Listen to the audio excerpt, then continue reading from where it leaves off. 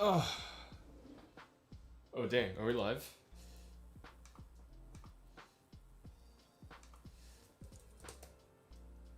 Hello, hello.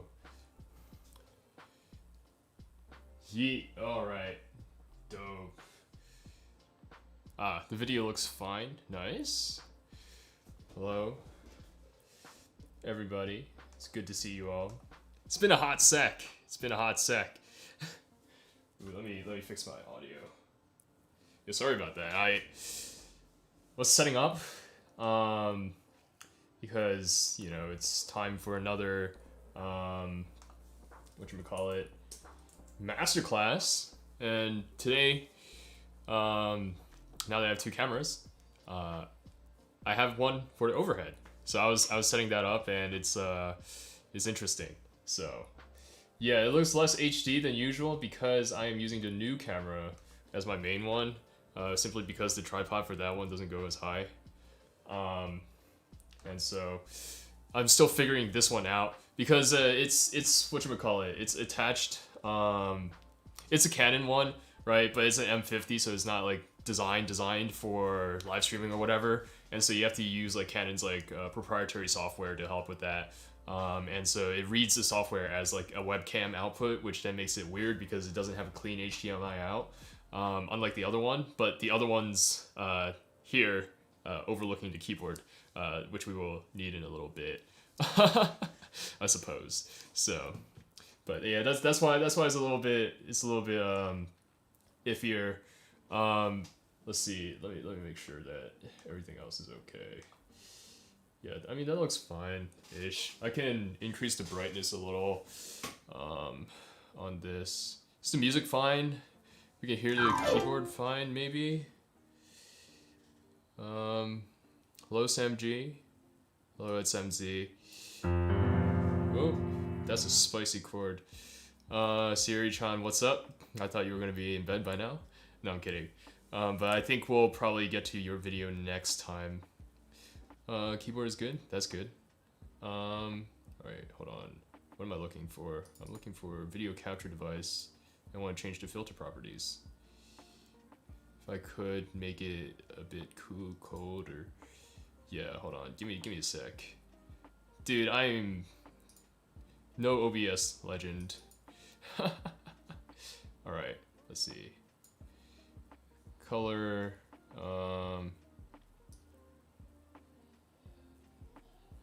there's no temperature setting, it's just brightness.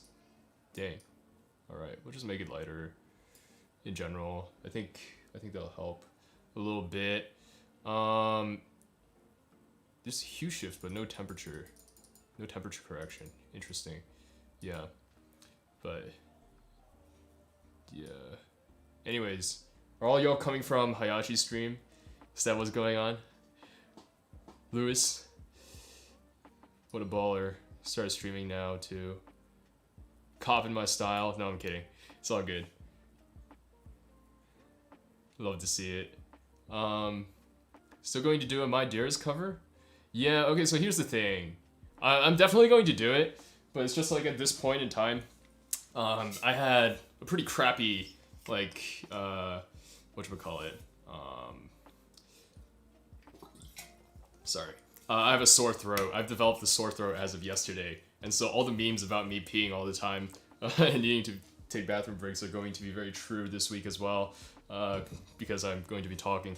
But yeah, My Dearest, like the last 2 months, I think were kind of iffy in terms of like just recording and learning stuff because it was tough. You know, it was tougher than I thought. Not because the pieces themselves were necessarily hard or harder, but it's just like mental, you know, and like trying to figure out how I want. It's a bit lacking contrast. Dang. I wish I was half the cameraman that you are, Clarice. That's all I gotta say. Let's see. But yeah, so right now I'm trying to take it easy, because I want to, you know, just play some stuff that's fun. Not saying that easy stuff or like fun stuff is necessarily easy, but it's just like I don't want to think too hard, you know, on what I'm doing. I just want to be able to play. So I've been working on Not My Dearest, unfortunately for everyone who is looking out for that. But let's see. Yeah, it's easy to get not feel well. Yeah, that's very true. It's just, and it's not that I necessarily feel burnt out. It's just that, you know, I just don't necessarily have the time to, yeah. Am I learning the 10th anniversary one or the original one? I'm learning the 10th anniversary one because I think it sounds better.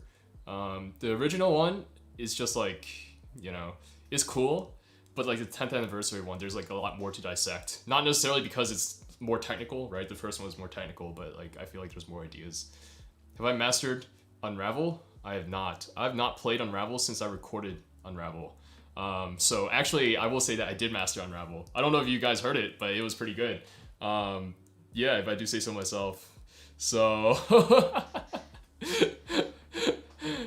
yeah, but anyways.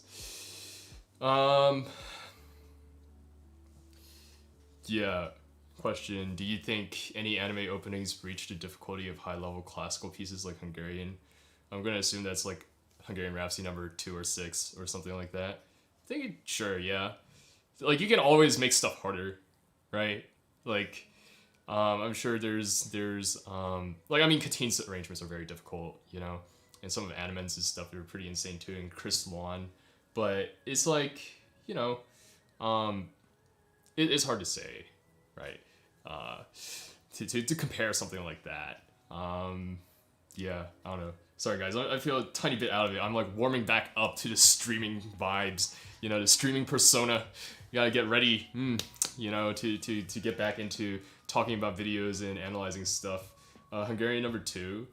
I mean, because of jumps, I mean, Unravel was easier, much easier, I think, IMO. Also because it requires less endurance, but it's not like, well, actually, sorry, I have mastered Unravel, so I can say that with full confidence. Hello, Andy. Yo, did Hayashi stream just finish? Is that what's up? This is not how I act in everyday life. It is how I act in everyday life, but it's just like a little bit more awkward and a little bit more difficult to talk to a camera. Or like, I guess I'm looking at my screen just so that I can, you know, read chat. But, you know, like, just like talking like this, not to someone who's like actively responding that I can auditorially hear. It takes a slight bit of warming up too before I feel like I'm into the groove of explaining things and just feeling like, you know, things are normal. He's still streaming? Dang. What a baller, dude. This guy really grinds, hustles. No wonder why he's got high to subs, because he's probably at like 100k now and he doesn't want us to know. Or feel jealous. What a good dude. But yeah, real quick, if y'all didn't see, you should join my Discord, and like hang out and stuff like that and just chat. But more importantly, I think if you want to have your videos reviewed by me on stream, that's how I'm going to be doing it essentially from here on out. I'm going to be taking submissions for next month, right? Starting next month on Discord, and for the people who are getting their videos reviewed, I would prefer to have you in my server as well, so that I can chat with you in my server while I'm reviewing your video, so that you're not lost in stream chat. Not saying that I have tons and tons of people chatting in my stream, but you know, it's just a little bit more helpful that way. So yeah. Also, if you are in my server and you are if I'm reviewing your video today, you should ping me, because especially if your username's different in Discord than on YouTube, because I don't know who's who. Dang. All right. Let's see. Hold on. I should refrain from answering too many questions, because well, the video for next week is the Q&A video. So, yeah, I mean, half your questions will be answered next week in the video. This week's a performance video, like a legitimate performance video. I don't know, it's like kind of every time I listen to my old recordings, because this one's from November that I haven't put out yet, I'm just like, oh man, I feel like because of who I've become, at least who people discover me for, I'm either in a position of authority, or I am, you know, just like, like a teacher almost, right? And then when I play and I don't play well, I feel like I let everyone down. But yeah, you have to verify your friggin' phone number, because I don't I mean, there's been enough trolls and stuff like that, at least within Andy Piano, that I am a little bit wary. But if you really have problems, Andy, you can always we can chat at some point. Since yeah, I think yeah. All right, let me get this configured real quick. But anyways, let's talk about anime. I feel like I haven't talked about anime with you guys in a hot sec. And we're not talking about SAO either. Because, dang, Claris is always egging me on about SAO because there was one time in Rama's server where I just like sat down and to him and was it Michelle L. Leo? I forget her, but she's a fingerstyle guitarist. You all should check out her channel as well. But we, for like half an hour, was it half an hour or was it like an hour? I was just sitting there ranting about SAO. Just the first first arc of the first season. But yeah, I haven't seen Attack on Titan yet, so please no spoilers. Hello Murphy. I never know how to pronounce your name, whether it's Murph or Murphy, but what's up? All right. Real quick, let me get this.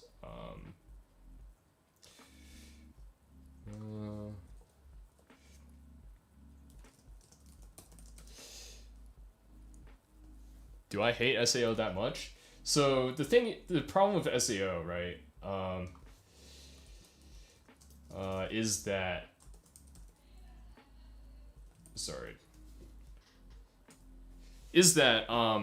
whatchamacallit? It was the first anime that my friends told me to watch in 8th grade. Okay.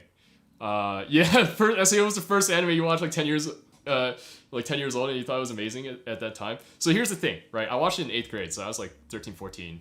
And oh no. And it was, the first arc was okay, right? The first arc was okay, and I was like, yo, this is entertaining. But then the second arc was so garbage that I was like, what is this? Like, what is this show? This is what you guys call anime, right? Like, this is what you guys are telling me to watch. And because SAO season or arc 2 was so bad, I just I just stopped watching anime in 8th grade.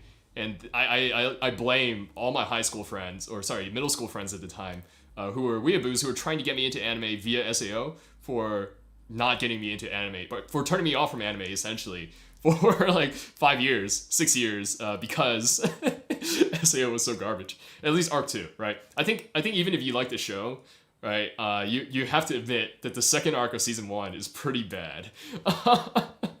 So yeah, you stopped watching when it turned into Gun Gale. Yeah, I haven't seen any past season 1 because this summer I went back and rewatched season 1 as well. No, I rewatched the first arc of season 1, and it's like it was so bad, and so disappointing that like I couldn't even make it to the second arc, because once I finished the first arc I was like, I mean, even as a kid when everything was like fantastic to me, like I thought it was bad. And so I was like, this is going to be even worse if I didn't like the first arc. The first arc wasn't like, okay, it wasn't like the worst thing ever, right? It was pretty mid. It was like, maybe not even like pretty mid. It was like meh. Like it was like less than, like if I say like a 5 out of 10 for me is like neutral. Like I don't particularly care to finish. I don't particularly care to keep watching. But I'll probably finish because I mean I'll just like throw it on and like mindlessly watch. Like SAO season 1 arc 1, the Einkrad arc was definitely like around like 4.8 or like a 4.5 at best. It wasn't even a 5. So yeah, first arc was like, okay, holy crap, the first episode was so good. The first episode was actually legitimately good. And then it's like literally by like episode 3, it was like, oh, Kirito needs a harem, but you know what? We'll give Kirito Asuna so that they're together, but then we'll still keep introducing like characters, like one-shot characters. One of them, if you haven't seen it, episode 3, there's literally a girl who shows up for 15 minutes, and we're supposed to cry for her, because we've only known her for 15 minutes, or 10 minutes even, right? And she's supposed to be in part, like she's presented as an interest to Kirito, right? And it's like, why? I don't know. I still contend that the slice of life episodes where Kirito and Asuna are fishing are better than the rest of the show, aside from episode 1 and maybe the one where they're like trying to solve the mystery with the guy where the guy got murdered, because it was like actually, you know, there's like some plot there and we're not just like looking at like characters there like doing nothing. But Watt's ranting again. Thank you. It seems like SAO was what was needed to get me back into the flow, get me back into the groove of talking about stuff. But yeah, I can. Dang, SAO really do be something else.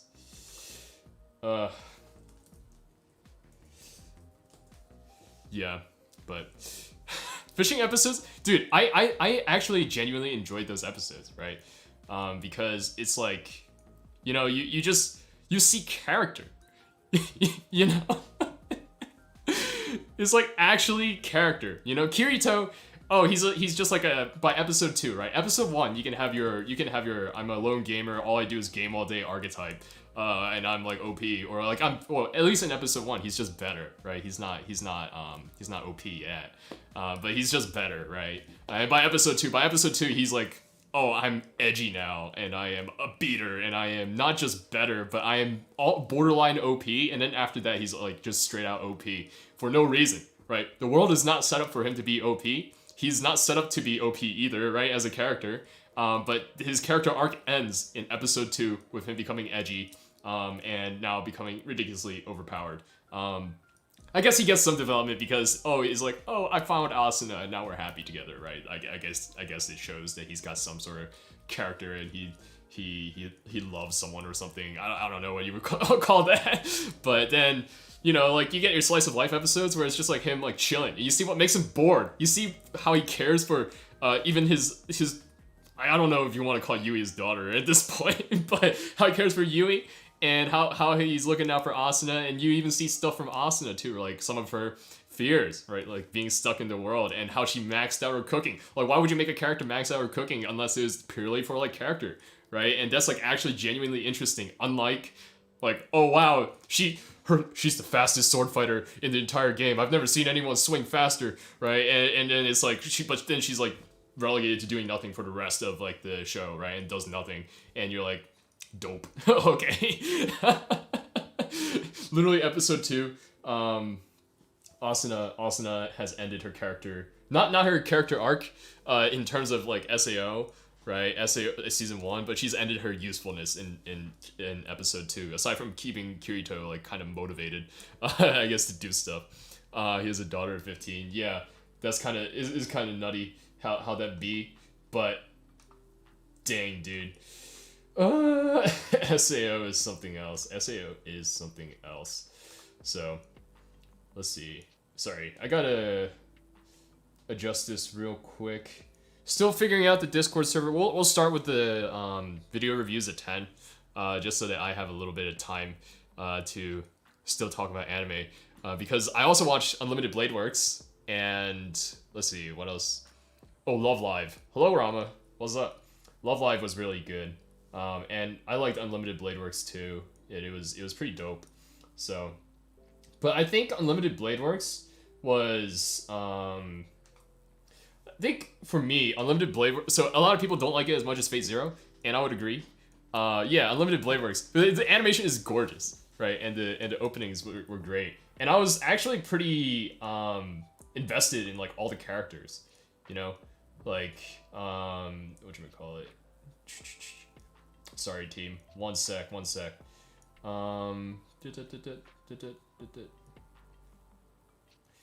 trying to change one of the settings on Discord, but it seems like oh, there we go. Got it. All right. Cool. Mods, give it a shot.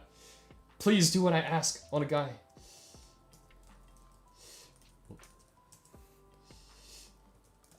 But anyways, yeah, Unlimited Blade Works was pretty dope, and I liked it a lot. I feel like, yeah, Ufotable is super amazing, right? But like with Fate and like Demon Slayer, those are the 2 that I've seen. But yeah, it's like, how do I say?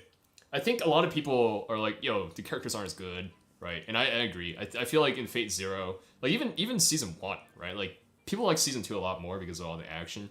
But I feel like season 1 did a really nice job, at least for me, of like making me invested in the characters.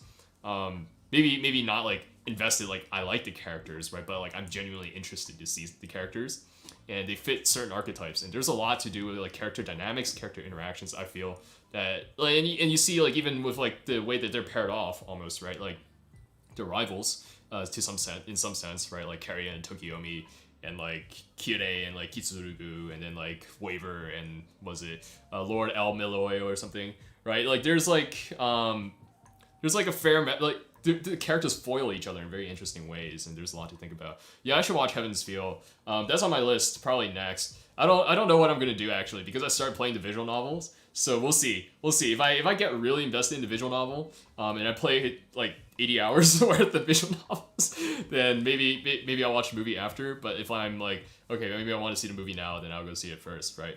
But I think that all that to say, right? Like Unlimited Blade Works doesn't have as good character development, and it's not as like riveting if it was like a standalone, right? Like if I saw Unlimited Blade Works first, I think I would have enjoyed it significantly less.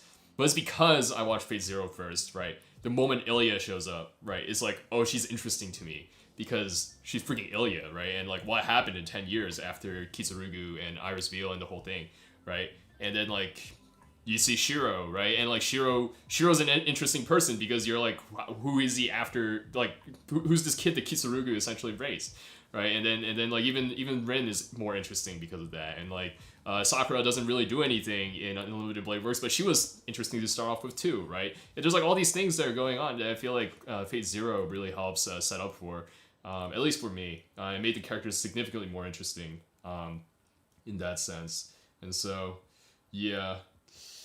But yeah, I saw Unlimited Blade Works. And what else? Heaven's Feel. Yeah, hopefully Heaven's Feel comes out for streaming somewhere. I mean, I know it like, ooh, pirating anime.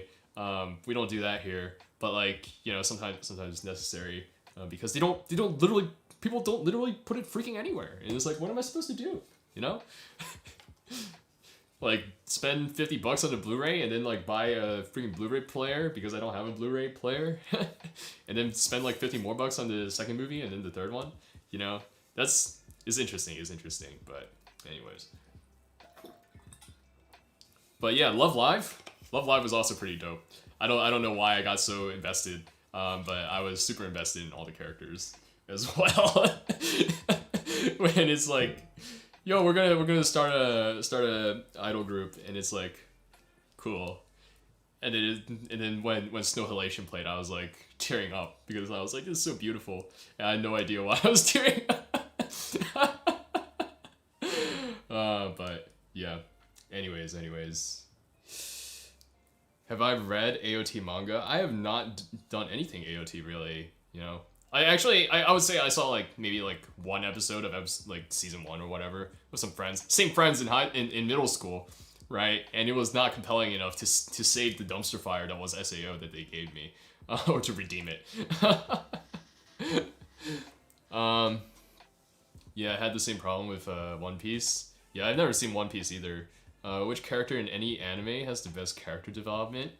I feel like that's kind of hard to compare across so many genres, right? I mean, you could say like, I'll interpret the question as in which character I found the most interesting, perhaps, right, across all the anime that I've seen, or that I've enjoyed, I should say. And of course, unfortunately, I guess the trite answer, maybe it's not trite, right? Because it's personal preference. It's not necessarily trashy either, right? But Kosei, because of Kosei, like Arima, Murali in April just resonates with my own story a lot. Not that like I really like suffered playing the piano or anything the way that he did, but like learning to emote, learning to be emotional, learning to do all these things essentially that he has to go through, and like learn how to perform, control his thoughts while performing. All these things were things that I had to learn at several points too, and were all very interesting for me, right? And so watching him do that was like calling back to that. Well, see ya, Andy. Thanks for stopping by, dude. But I think the character that I think or have the most interesting time like ruminating about, maybe like as of late, is definitely Kitsurugu. So I think Kitsurugu, was it Emiya Kitsurugu Emiya is very very interesting. Because I don't know if it's spoiler if I talk about Fate Zero. Oh, it's 10. I should get started. Fate Zero came out many years ago, right? Like how long? Like 2012, 2011 or whatever. So am I allowed to talk about like some plot points about Fate Zero? But no, because Kitsurugu, right, is presented as an enigma at first. You don't understand his motivations for most of the show or most of the first season, or his true motivations, right? You just know that he has a goal that he's trying to obtain. Maybe not. Okay, yeah, I'll just mention. But like, yeah, to me, he fits very. He's like the, how do I say? He's the archetypal tragic hero almost, you know. And like thinking about what he does, the way he's motivated, and the questions that are like asked, you know, that are begged of him, especially towards the end of season 2, or that we discovered that were begged of him, and he has continued to be asked of him, are very interesting. So, anyways, yeah. Kosei Violet Evergarden. I have not seen Violet Evergarden yet either because I don't have Netflix. So but I mean, I feel like I'm putting off Violet Evergarden because I know it's gonna be too good, and I'm gonna be like really caught up over it. But I say that, you know, having watched Fate Zero and Unlimited Blade Works. But to be fair, I didn't think Fate Zero would be like something that I would be like, wow, this is one of the greatest things that I've watched. I thought it would just be like, oh cool, shonen, you know, like some fantasy like fighting people stuff, people dying, doing stuff, yada yada. But nah, it was fire. So, anyways, let's check out the itinerary for today. Who did I say I was gonna review first? Pig Hands, Racing into the Night. Okay, I'm gonna have to pull that up.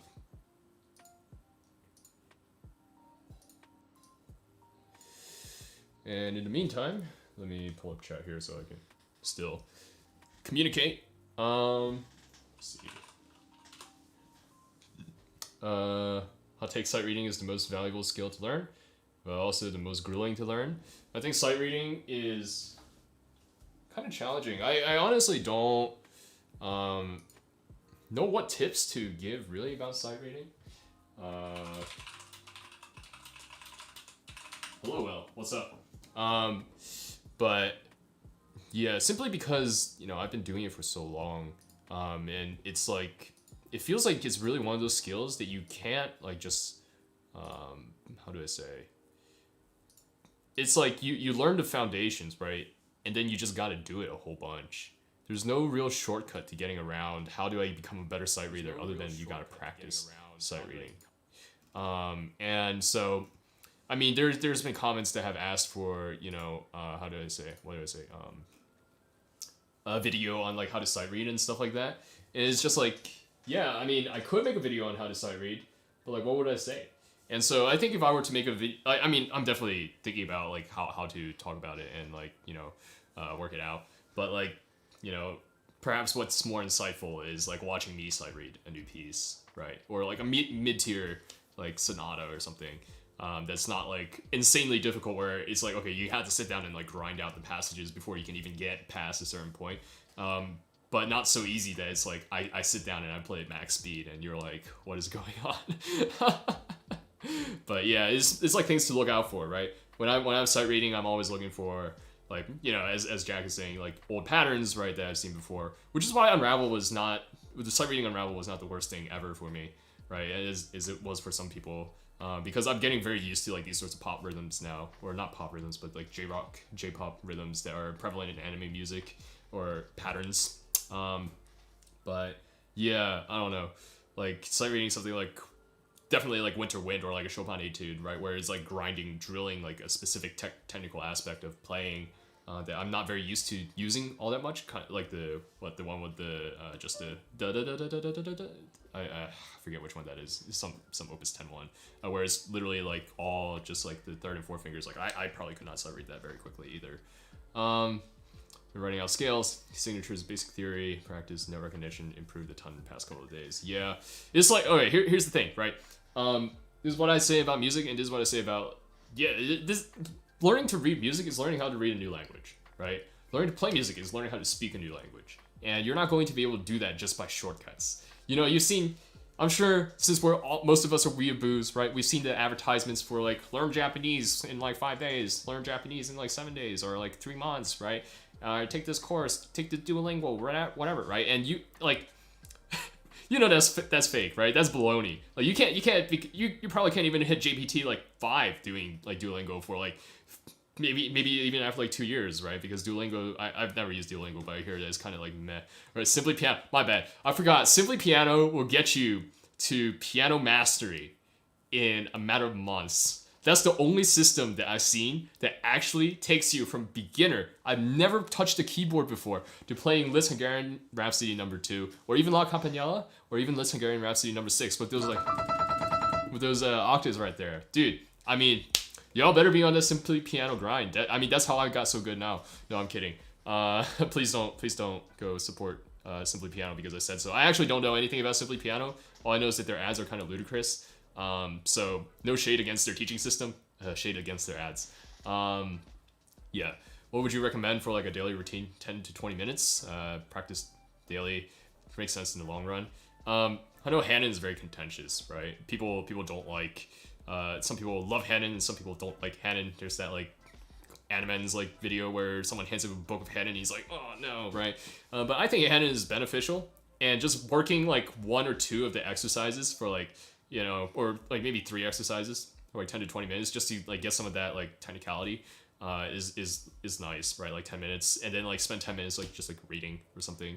I think that's kind of helpful, just so that you practice both. Like it's important to always, I mean, that's the whole point of the channel, right? Like I say every single stream that I care more about musicality and technicality, but I need technicality, we need technicality in order to be able to create musicality, which is why technicality is important. So it's important to always exercise both parts of that, I think. Trick to sight reading is knowing where different notes are without having to think about where your hands are. Yeah, I mean, I rarely look at my hands when I'm sight reading. I look at my hands when I play the wrong note. Really. Simply Piano. You're getting Simply Piano ads on my videos, dude. It's time. It's time to make a Simply Piano roast. Or should I apply for a Simply Piano sponsorship? Is that what? I know Flowkey is a lot more people have a Flowkey. You know, like even Daniel Thrasher, or like I think Halcyon still has a Flowkey affiliate. But I don't know. Maybe I should look into that. Not that I think people should learn from Flowkey. I think you should learn from me, or like hire me for private lessons. But you know, money's money. Money's money. Man's gotta eat. That's all I gotta say. No, I'm kidding. I don't want to support something, throw my name behind something that I don't believe in. So, yo, Fruit, what's up? What's up? Can you ask specific questions? You can always ask specific questions. I just don't know how much I can answer when you're just like via chat, but I'll do my best to demonstrate anything that's applicable or specific. I'll give it. Let's give this like 5 more minutes because I really do want to get into the video reviews, because we got 3, and I think let's see, which ones did I say that we were doing? Yeah, Jack's Rock Prelude is nice. I didn't include the link because he sent it to me unlisted, so I don't want to violate that sort of privacy. But Jack, if you want that to be something that people see, then then I'm perfectly willing to put that link out as well. And Kitsune Piano Melodies, Anime Melodies, I forget. Sorry, Kitsune, but very very nice Violet Evergarden Michi Shirube cover. So. Simply Piano. Okay, let's see. Sorry, the stigma against Hanon. Building musicality is important. Hanon isn't geared towards that. Different areas that you have to work on. Yeah, and again, I agree. Right, like I think Hanon is useful to a certain extent. Right, like I'll use Hanon nowadays to, like, if I have a technically weak area, like for example, my trills on the fourth and fifth are not very great. Right, I'll go and work Hanon on that. Right, my thirds aren't great. I'll go work Hanon for that, right? But it's like it's like the cure for a problem. It's less or like, how do I say? At this point for me, it's the cure for a problem. for someone who's starting out, I think it teaches decent things, at least the first few exercises, like 1 through 31. Certain different patterns of finger individuality. And then if you want to use that as a foundation for learning how to do certain things, technical things, then you definitely can, and it's probably pretty helpful, right? But again, hand becomes a problem. In my opinion, again, this is I wouldn't say I'm like a super pro person, and I'm certainly no pedagogue, right? Like I don't have a PhD in music education, and I haven't studied like I mean I've done some reading on Taubman on Whiteside, mastering the Chopin etudes, and like some on Alexander technique, which are very more contemporary American styles of teaching, and I need to do more research into like the Russian school and like stuff like that. But it's like, yeah, if you take technicality and hand to like as the end all be all, then you're in a bad spot. You're probably gonna get hurt. But if you use that as a tool, right, to get better, then I don't think it's necessarily that bad. And it's probably helpful in a lot of ways. It has to be properly applied. All things in moderation. Yeah. Doing things that are too hard. Or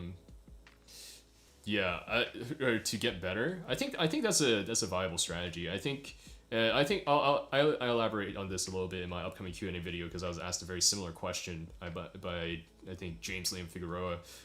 Should I some people want to start off with the hard stuff so that it forces them to get better, and some people will say you should take stuff within your skill level so that you can like progress like naturally or whatever.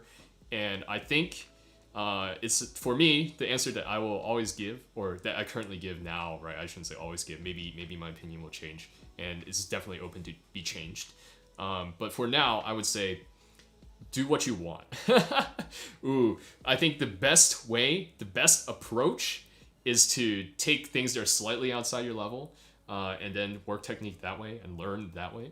But if there's a piece that's really hard, like so for a lot of people is Animen's Unravel, right? If you want to learn Unravel, go ahead and start Unravel, but just take it really slow. And at the same time, you better be working on something else. Okay, work on something else that's within your skill level, right? So that you won't get, because even starting off with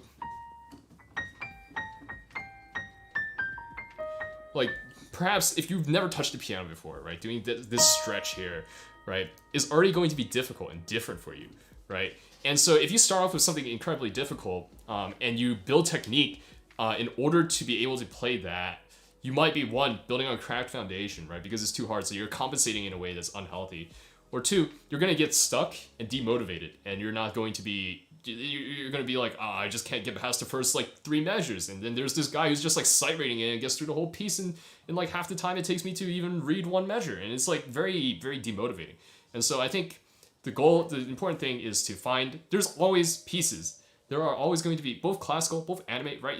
You got your really hard arrangements from Animens, Katyn, stuff like that.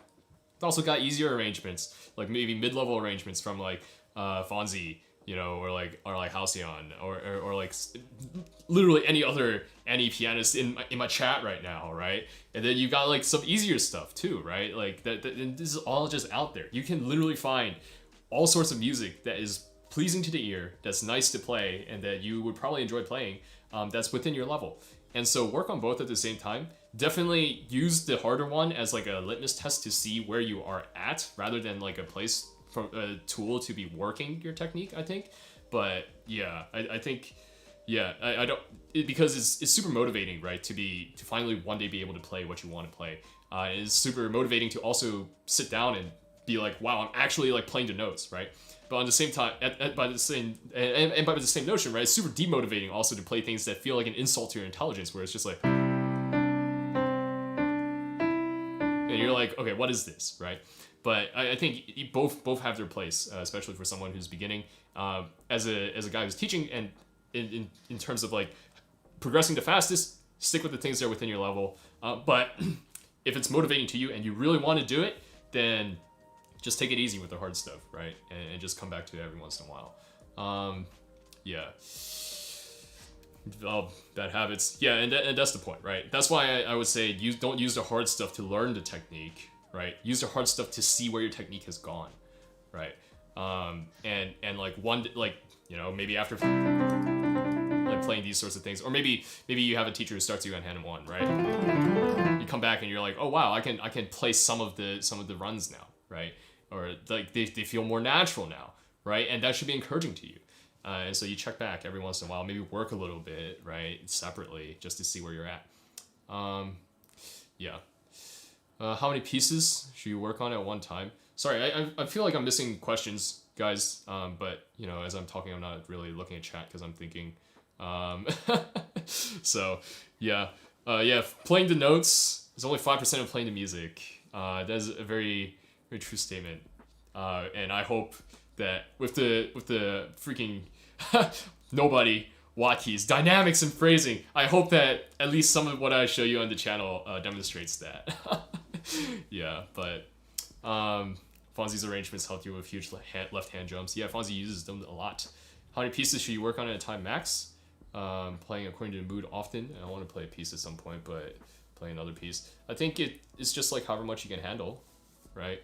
Like realistically, it's kind of hard to progress very far in a piece if you're only practicing like 5 minutes a day on that piece, right? Also given like, let's say you practice for like, we'll break it up proportionally, right?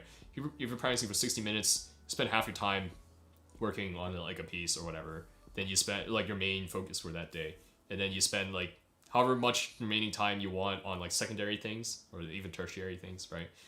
So it's just like how much focus do you have, how much energy do you have, how much time do you have to put into something like that. I think that would determine your answer. For me, right, I practice about an hour minimum a day at this point, right? Like today I practiced like half an hour tops, right? I didn't want to play too much, and there were guests over in my family's house, and I didn't want to, you know, be disruptive, you know, as they're standing in the kitchen and me just like banging out chords on the ground in the room over. Yeah, so like I didn't practice much today, right? But like most days I think I practice around at least an hour, average around 2, and like some days I get up to 3 or 4, right? And I take about 3 or 4 pieces, 4 pieces tops at a time. But that's just me. Yeah, but yeah, playing notes, only 5% of it. Better way of improving technique, learn hard songs and pieces by doing exercise. I feel like I've been answering that question, but I'll give the long skinny, the TLDR. You should, depending on where you are at, I think targeted exercises help a lot because they help me a lot and they help the people that I teach a lot so far.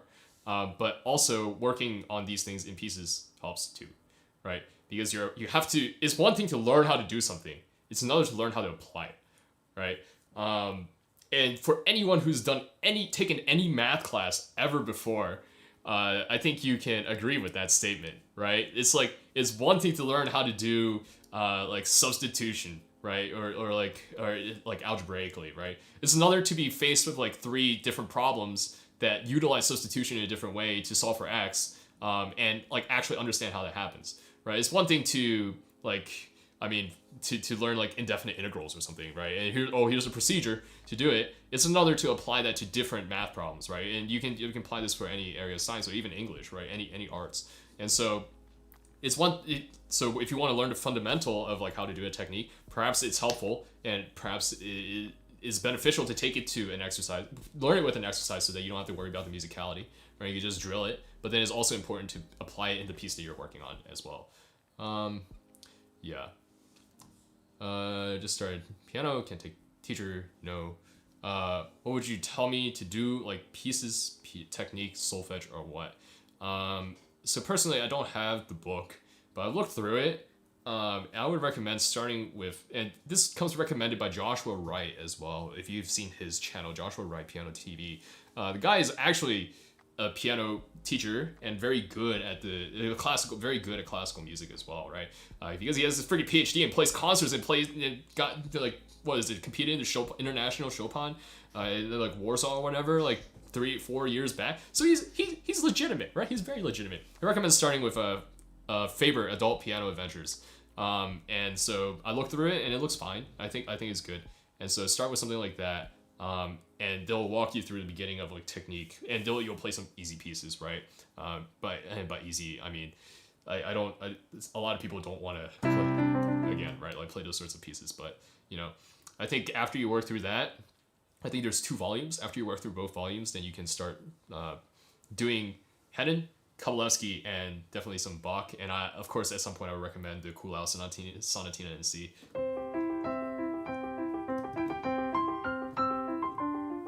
You know, like that. So, yeah. But how good do you actually need to be to learn Animen's good Enge? I'm not sure. I haven't played it, right? But all these questions on how good you need to be to play Unravel, play Animens, to do whatever, you know, it's like how like that's such a nebulous concept, right? I think you're looking at late intermediate to like advanced level, but like how do you define late intermediate to advanced, right? Because you're also, again, not only looking at technicality, you're looking at musicality as well, and like learning all these things. But to be able to play technically, right, you're looking at like at least like late intermediate, beginner, advanced, right, like technique, to even be able to play the notes in like some range of the tempo. And then you gotta, yeah, I don't know. I find those questions really hard to answer because each person's hand is different, right? Like for me, thirds are kind of hard. Like neutral position hand position thirds are kind of hard. Like that. But like for other people, this is very natural, right? But for me, something else, maybe like this octave spam is not that difficult. But for other people, it's going to be harder, right? So how do you answer a question like that, right? When both require slightly different techniques. Obviously, it's like more under the umbrella of Animens, and Animens has a more characteristic way of arranging with like some bigger chords and like bigger runs. But like, you know, how do you answer a question like that? A few serious pianists do a month-long piece at a time. There's a six month piece, 14 pieces a year. Yeah, I mean, how I say it, right? Like a piece, learning the notes is one thing. So like ideally, how I would want to learn my pieces is to give them like each several months, right? Like I want to learn to take like a month to like work through the piece for the first time. And again, this is me, right? But then I also, after that, I wanted to let it sit on the back burner for at least another month. And then I want to bring it up to the front burner again for another month. And then the month after that is when I prep to perform. So it's like almost like a 4 or 5 month learning cycle minimum, right? I'm not doing that now. I'm doing like a 2 month learning cycle, just so that I can get YouTube content.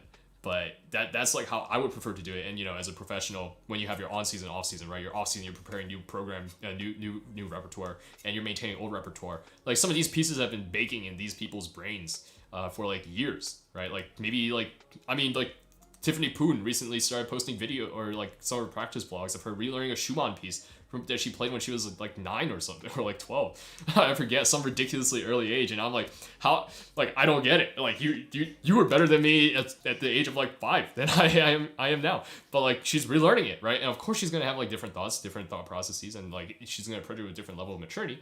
But it kind of takes that amount of time for it to develop and to like sink in, right? Do I do any improv? No. Not really. I've been practicing that recently. So yes, I do, right? But I'm still really bad at it because I just started doing that like a few months back. Yeah. All right. I think we're gonna. A new One Piece episode came out. Yeah. Hello, Adam. What's up? Thanks for stopping by. Last thing. I'll answer. Sorry, Huang Jerry. I feel like you asked if I could answer your question earlier, and I didn't. You asked a question, and I must have missed it in stream. So I'll answer this last question before I move on to reviewing Pighand's Yoasobi, because I don't know. Actually, I feel like we're in a good flow right now. You know, like the people are just asking questions, and we're just rolling. But I also don't want to like let down the people that I said that I was going to review the videos for. But to be fair, I don't think Pighand has. We might skip his today just because. I might skip his today because he's not in my Discord or hasn't contacted me on Discord, so I don't know if he's or he or she is listening, you know, to this. So if we're skipping, since we're probably skipping that, I'm just gonna go to Jack's rock prelude after this. So that'll give us a few more minutes, and then we'll go to Kitsune's Michi Shurube. But yeah. Do I feel like Animens' arrangement difficulty has decreased? This is again a very nebulous and difficult question to answer, right? Because what do you mean by difficulty decreasing? Like pure raw technique. Actually, this was a discussion in the server today, in the WattKeys server. But it's like you can't. It was Animans, essentially Animans versus Katine, right? Like who's more difficult, right? Whose stuff is more difficult? And yeah, sure. I think from a like straightforward standpoint, like you would have to say Katine's is more difficult, especially if you're gonna play in the tempo that he's playing it in, right? Like technically speaking. But like again, technicality isn't the end all be all. There's also a lot of musicality that goes along to it, which is why I reviewed Katine's Win to Win this week because I mean Win to Win everyone knows and it's a technical feat. And I know some people are like, oh, I know I got like 1 or 2 comments that were like, oh gosh, you should listen to this person's, this isn't the greatest recording out there on YouTube. And I'm like, yeah, okay, fine, fair, right? You can have your own preference. I very much so enjoyed Katine's Win to Win because I think it's very, very evenly played, right? As I said in the video, it's a very faithful representation, but it also feels like Katine in the lightness of how he plays, which is why I like it a lot. But it demonstrates a lot of his raw technicality, right? And so Katine, but the fascinating thing is how does he apply the raw technicality, right? Katine it strikes me as at least listening to some of his stuff, and I'm sure someone's going to like point out like a very specific example, right? That proves me otherwise. But Animans hears things very much so more orchestrally, very bigger, right? Much bigger on the piano, and Katine hears things very much so more from a keyboardist perspective. Right, from a pianist perspective, it's very much more virtuosic in that sense, right? And the way that they play reflects that. So how do you encapsulate the musicality of like one person versus the other and distill that into like what is this difficulty, right? Because one person's going to hear things different from another. I think I first really like learned this when there was a kid in my piano teacher's studio who was like 2 years older than me, and we both played I think the same piece. It was like Mendelssohn Variation series, it's like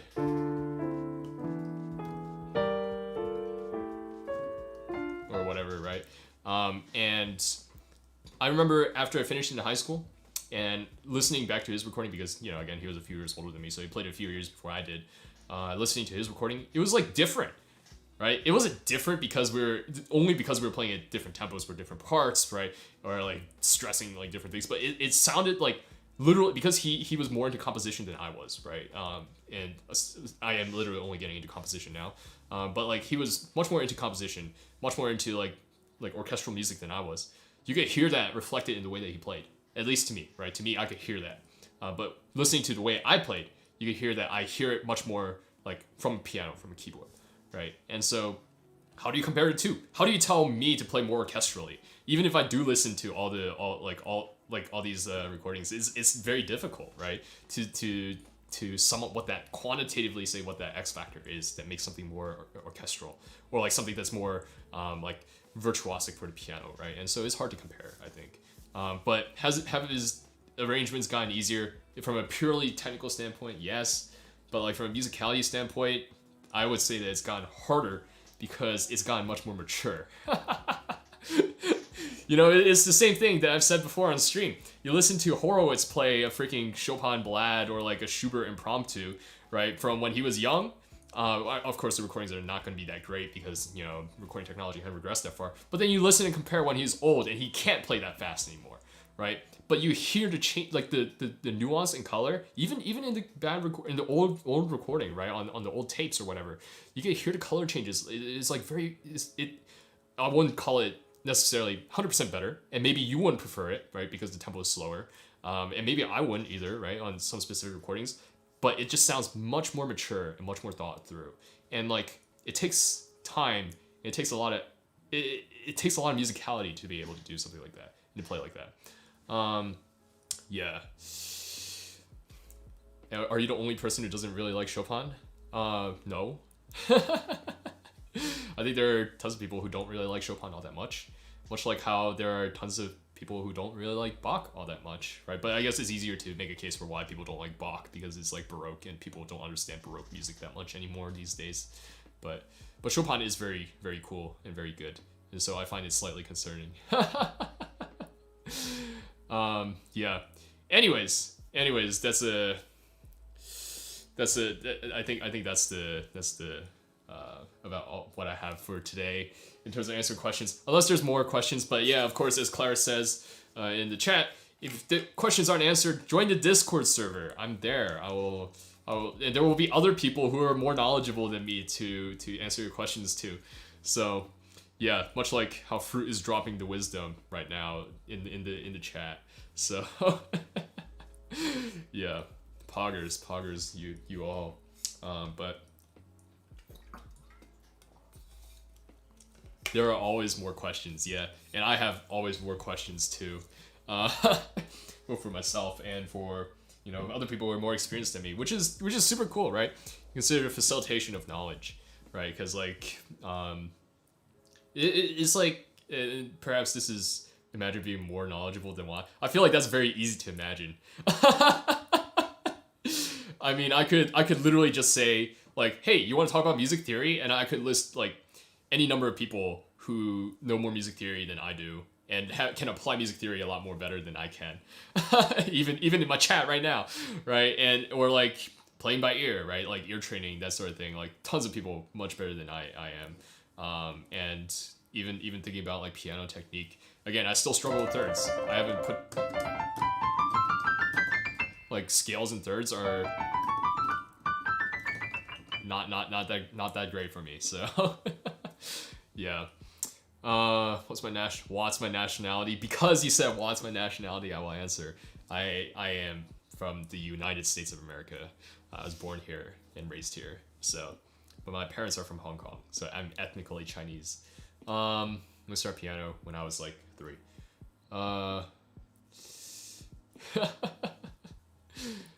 Dang, is the chatbot not working? I hope the commands work, but yeah, was this live stream just chatting? Just got here. No, I was gonna review some videos and I was just gonna get to it. Oh, there we go. Chatbot works. Yeah, so we have some chat commands now that my mods are hopefully gonna help me out with. Because there's some questions that I'm tired of answering, like what's your keyboard, when that's literally in my description. So yeah, but anyways, time to grab the music stand. Hello, music stand, my old friend. I've come to talk with you again. And let's switch this over. Here, what is my favorite day of the week? Let's see. I think Saturday's pretty dope, but like Friday's pretty cool too. It's kind of hard to judge because my schedule is like kind of messed up because I don't have classes on Mondays or Fridays. So I feel like I have a 4-day weekend when I don't, because I actually have to do like most of my YouTube work and most of my computer science homework over the weekend too. So yeah, it's kind of weird. But anyways, I'm going to stop looking at chat for a little bit just because I am going to be reviewing Jack's video, and I want to be able to chat with Jack on my server just so that I can communicate what we're doing. I probably text chat, not whatchamacallit, voice, because I mean some people don't like to have their voices out. How do I say? Yeah, on YouTube, and since I didn't ask, but all right, one sec. Let me pull up his video. Oh yeah, and the question on what I speak English. No, I also speak some Cantonese. It's quite garbage. Like it used to be better. Like my family nowadays, not my immediate family, but my because my immediate family can still understand my trash accent, but like my extended family nowadays, like they show up and they don't talk to me in Cantonese anymore. They talk to me in English, and I'm like, I feel like you understand less English than I understand Cantonese, but like that's I guess. And yeah, so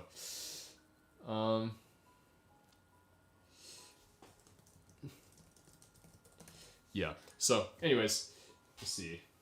My favorite Animus piece, My Dearest, 10-year anniversary version, but apparently not enough to like it to like grind it at the moment. But anyways, here we go. Jack, if you are still there, you give me a holler.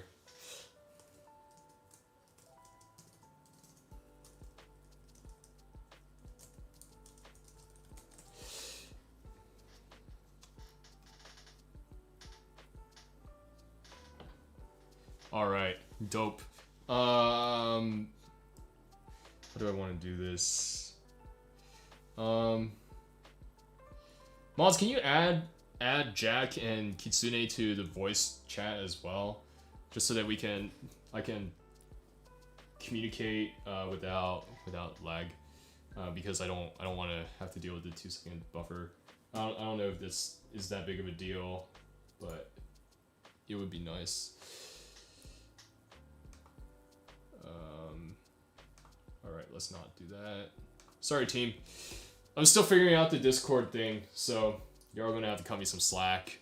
I hope I'm not boring anyone too much, but I'll answer another question while I'm trying to set this up.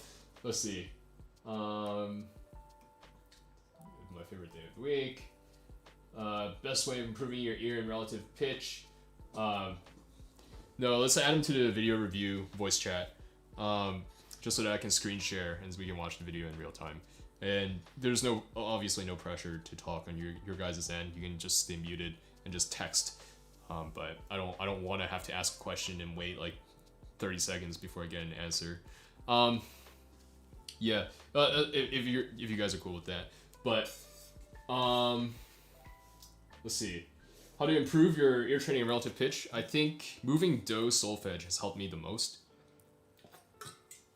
So, what's that? Instead of taking do to be middle C, which would be fixed do solfege, right? Which is what a lot of absolute pitch training does. Which is what I did growing up, because that's the stuff that people taught me with, I suppose. I recommend, whatchamacallit? Yeah, moving do. Moving do makes it so that do can switch to like any one of these, right? So like do, everything becomes relative, right? So do, you can sing, I'm gonna sing, right? Sorry, my throat is kind of irritated, as I said before, so it's gonna be kind of iffy, but do, re, mi, fa, sol, la, ti, do, right? But if you move do to a different tonic, right? You move it to like G or something, right? Do, re, mi, fa, sol, la, ti, do, right? All these intervals still stay the same, and this is what the, whatchamacallit, major scale sounds like, right? And then you can do it for minor. Do, re, mi, fa, sol, la, ti, do, right? Or do, re, mi, fa, sol, la, ti, do, la, do, te, le, so, fa, mi, re, do. Obviously, I haven't sang my scales in a hot sec, which is why I'm struggling. But that's okay. But basically, that's what I would recommend, because that's helped me a lot. I think what I'm gonna say, right, is perhaps a little bit interesting, and this is the reason why I sing a lot in a lot of my videos, right? Or like even on stream and stuff like that, and why I'm very shameless about it, even though I don't have a great singing voice, right? I feel like you guys might beg to differ, because Animals Unravel was that good, but yeah, it's like, because sure, playing the piano is very expressive, it's very musical, and you're putting a lot of emotionality, and a lot of yourself comes out, a lot of your soul comes out into your playing, right? But it's still 1 degree removed from like actually your physical body producing that sound. And so feeling it via singing first and foremost, I think helps a lot with figuring out how you're going to express things, how you're going to like figure notes out, essentially, right, in general. And that's true as well for figuring out your relative pitch or learning relative pitch, I think. IMO, just in my little bit of practice so far. My singing is on point, I hope so. Use perfect pitch. Yeah, unfortunately, Rick Beato put out like a video a month or two ago, about how you lose perfect pitch when you get older, but yeah, which is why it's not great to depend on.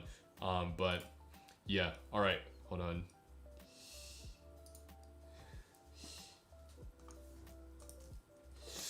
Let me make sure that my chat is set up correctly. Oop, I don't want that. I want this. All right.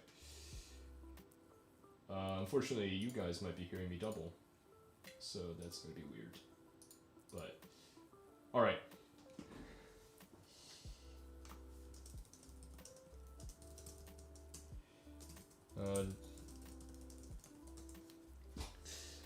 Let's see.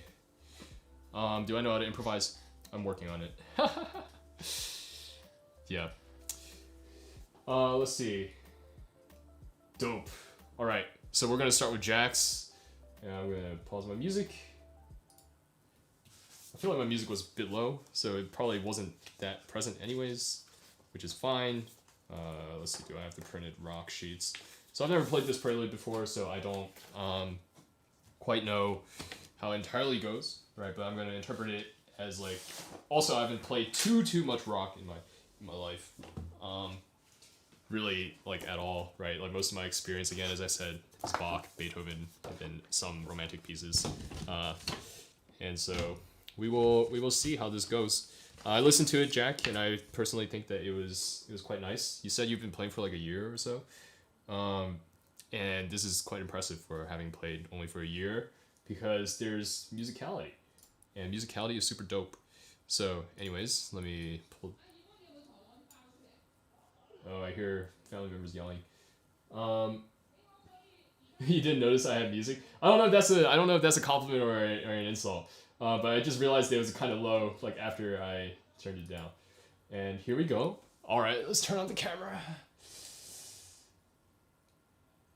Oh, wrong button. There we go. Dang, now we got the top-down camera too. Oh my gosh, I feel like a pro piano streamer now. Like, what the heck?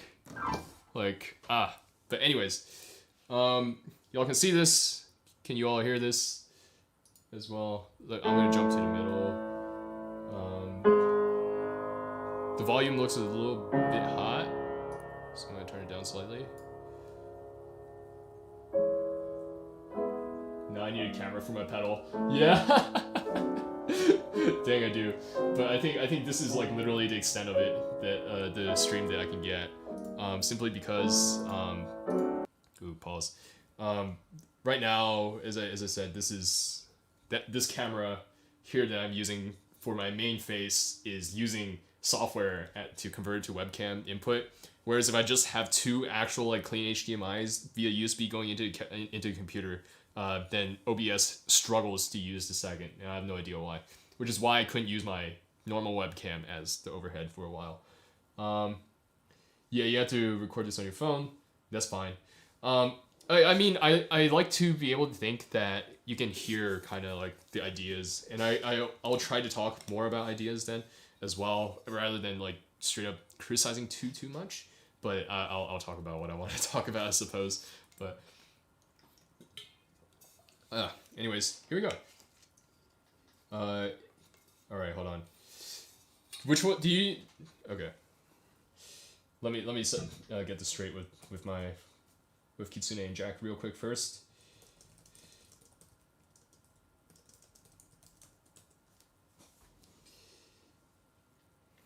Dang, dude, I didn't expect everything to work so smoothly.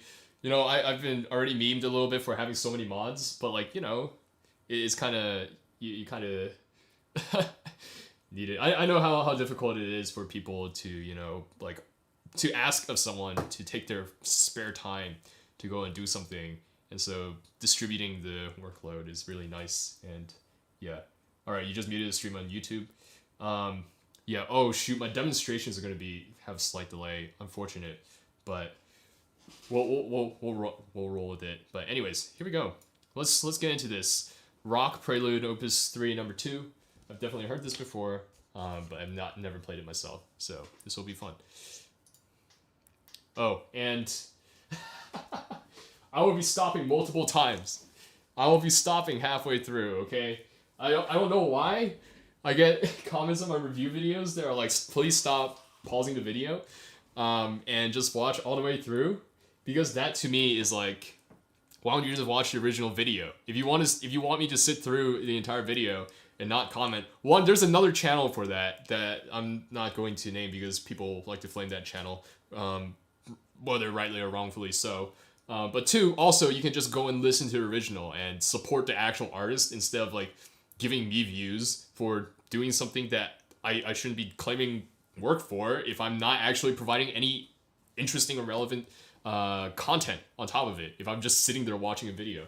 So anyways, tiny rant on my comment section. But here we go.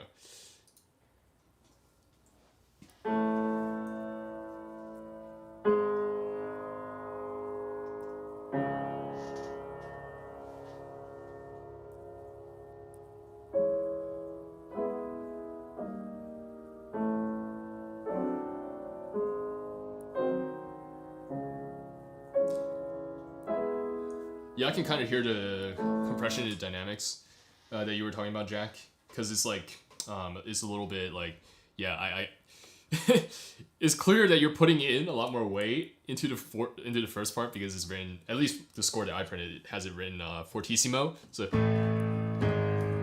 but then this was like essentially like it went from like forte to like mezzo piano, and I'm like, he's definitely not playing that. So yeah, I'll calibrate, I'll readjust a little bit. Yeah, I was pounding the first notes out. Yeah, I could tell. But this is good stuff. First and foremost, I think it's good already that, yeah.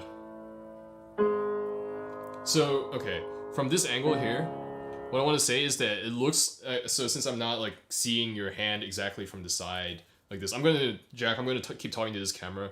So even though you have me muted on YouTube, I'm demonstrating to these two cameras. But even though it's from the side, it looks like your wrist is a little bit high, right? And because your wrist is a little bit high, then it's a little bit harder to drive that sort of weight into the keys that you're trying to do, and you're coming a little bit from above. What I want you to do, perhaps, is to try a little bit more from a 45-degree angle, and so that you can also lean your body into it a little bit more to get that fortissimo. And in order to help your because I can't see your fingers as well, you might be doing this, but for something like the right hand where you're just playing the two notes, sorry, you can even put your thumb like this right underneath. Oh wow, I forgot I have a little viewer on this camera. Like right underneath to give it a little bit, to give your third finger a little bit more support. So you're driving in like that. And you can do this for the G sharp as well, and then the C sharp. And that will help you generate a lot of that weight and allow you to put a lot of your body weight into the keys as you're just like pushing forward. See, to the point where it's like if I were playing here, I feel like I can almost lift myself up like off the keys, off the bench by pushing in this much body weight at like almost like a 45-degree angle. And so this will definitely help a lot with that.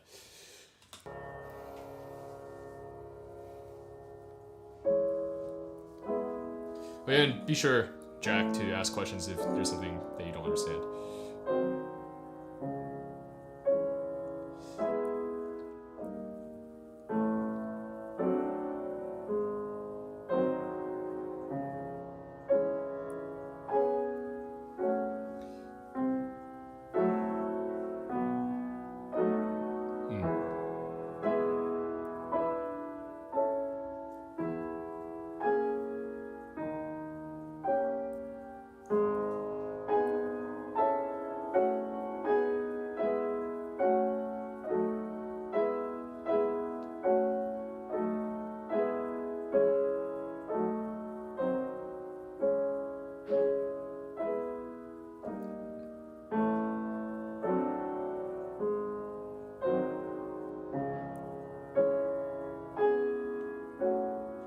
Yeah, that's what I'm thinking about right now, actually. I was going to wait to the end of the section. So Jack said, first half of the piece is really technically easy, but it's hard to not make it sound flat.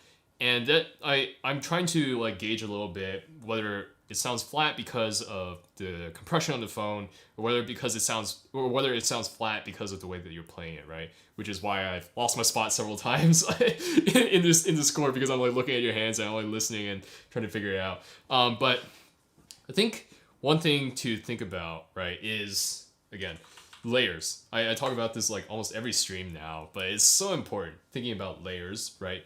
And then dynamic ranges on top of that, right, for each layer. So like, for example, this is written, at least the score that I printed out has written triple P, right? Like, so it's even quieter than pianissimo.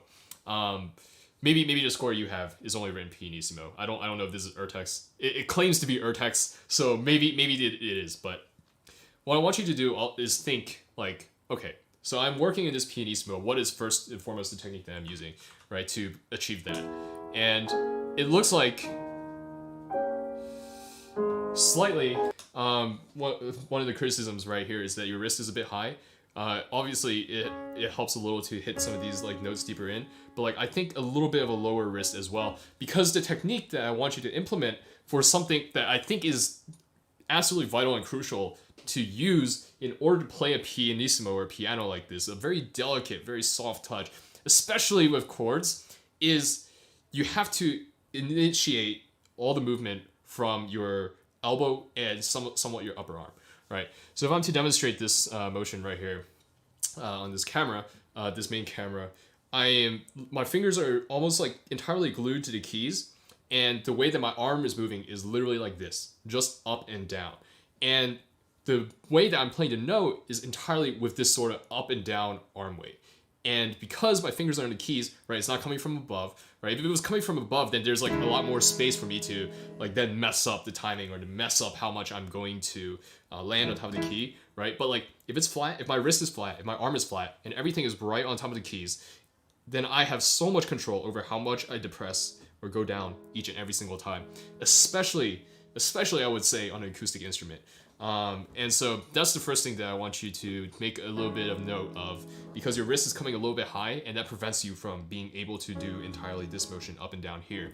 Now, within this sort of technicality, right, using this sort of technique, now you can vary how much arm weight you're putting in each and every single time.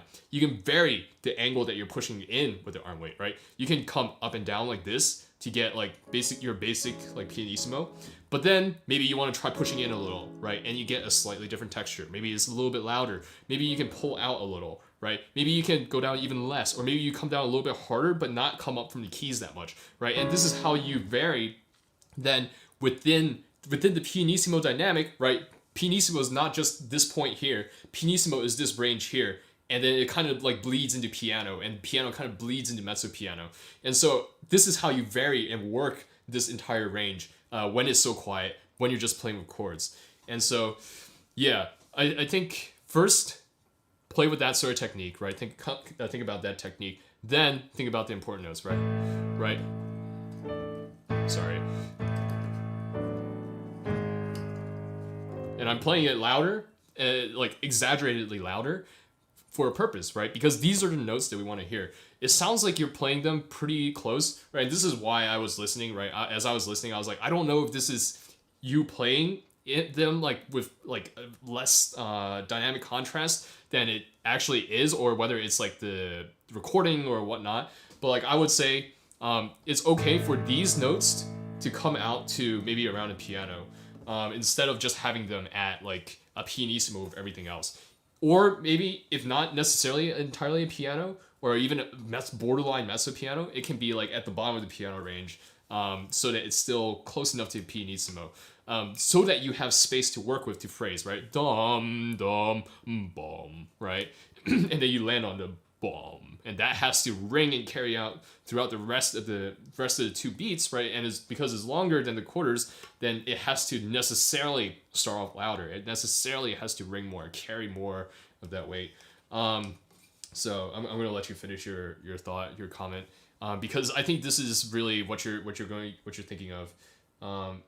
Yeah. Okay. Your dynamic contrast is decent in person.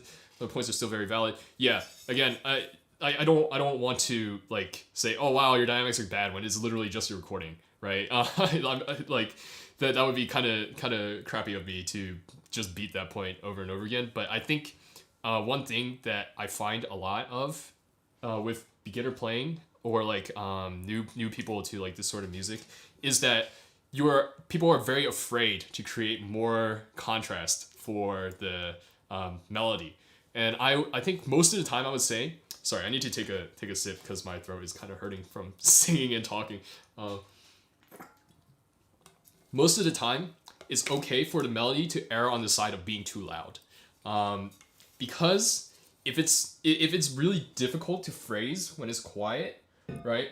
Then it's just not gonna sound. It's gonna sound flat, as you said, right? Better to have it slightly too loud, but have like movement, than to have it too quiet, right? And without movement.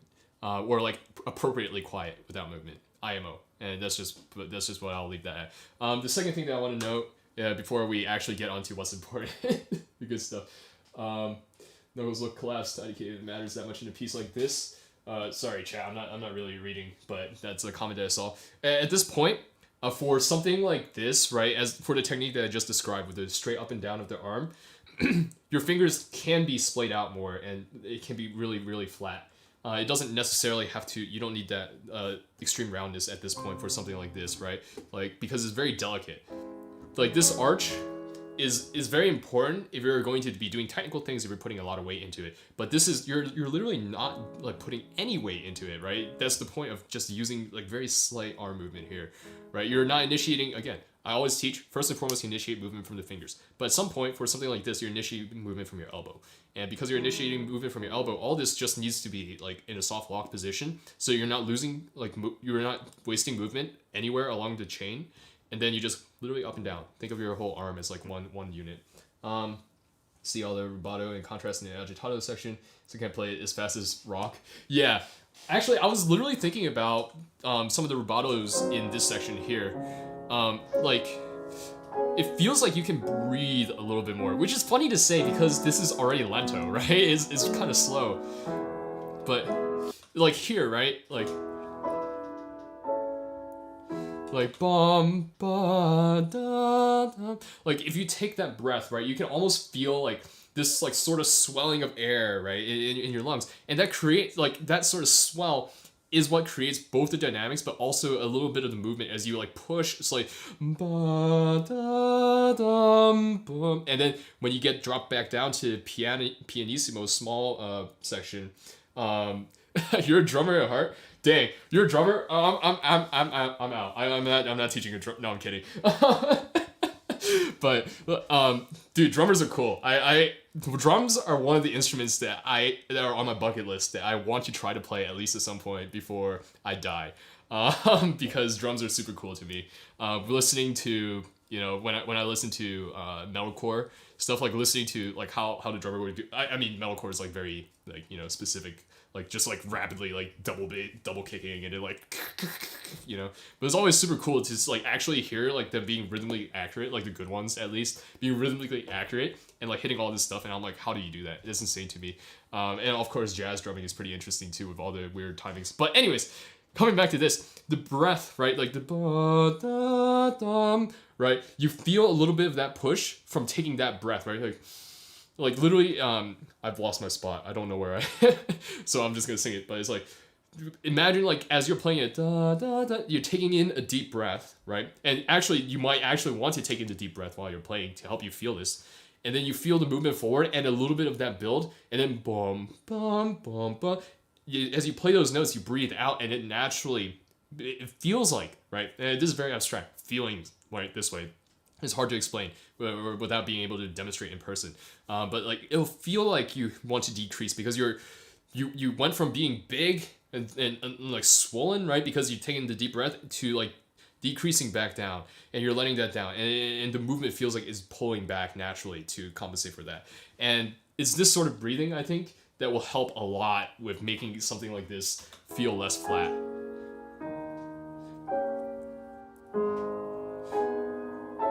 Yeah, feeling the drive from bum, ba, da, da, da, right? Like as it rings out and all and these things. So I think those will help a lot. If your dynamics are fine in person, then it's a lot of this comes down to tempo, right? Because the tempo at some of the notes are slightly uneven. So once that's like cleaned up, or if that's cleaned up, then it becomes a matter of what I'm talking about, right? Like how do you draw the rubato? How do you push slightly? How do you pull slightly, right? Without making it feel like it's dragging, but rather instead it feels like you're breathing right into it. You're sinking into the slowing down in the rubato. You are growing via breathing into the speeding up as you're pushing slightly, right? And it's like a very dramatic sweep, and that's how you get it, right? It's all about that breathing, I think. Which is again why singing is so important, I think, to playing piano, because you don't learn that without singing a little bit, at least, I think, or trying to sing a little bit.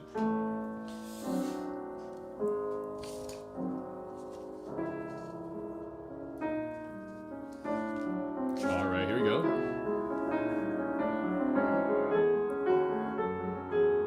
Ooh, yeah, okay. So the initial speeding up, right? So agitato can be interpreted several ways, right? It can be like, boom, new tempo, or it can be like you're pushing the tempo. And it seems like you've taken the route of we're going to begin pushing the tempo up to like whatever we're getting up to. And how this is written feels like it almost wants to feel like it's like falling into each note, right? Sorry. My sight reading is garbage today. Why did I have to answer those sight reading questions when I can't sight read today? No. There's you want to feel like like falling forward into it. Again, it's a little bit with that breathing and a little bit with that singing as well. And that's kind of how you make that feel like an organic, more organic sort of accelerando, right, into the tempo that you're looking for. As opposed to this, it sounds like you're like, okay, I need to speed up. Oh, but I didn't speed up here. Now I'm going to try to speed up here. And then, oh, I didn't speed up again. Now I got to keep pushing, right? And so it sounds a little bit choppy. Of course, the nature of the rubato is such that the leading notes are much more important. So as long as these are feeling, you get the stumbling feeling from that, these will naturally follow. And it's kind of like that. I don't know if that makes sense because, again, it's very abstract.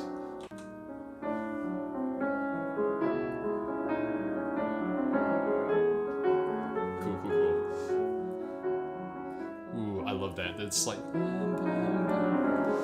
There it is, yeah. And I would say the same thing there, right? Same application of that feeling like you're falling forward, except it's smaller, right? That's how like each one of these phrases is shaped. And I've completely lost my spot because I'm like looking all over the place.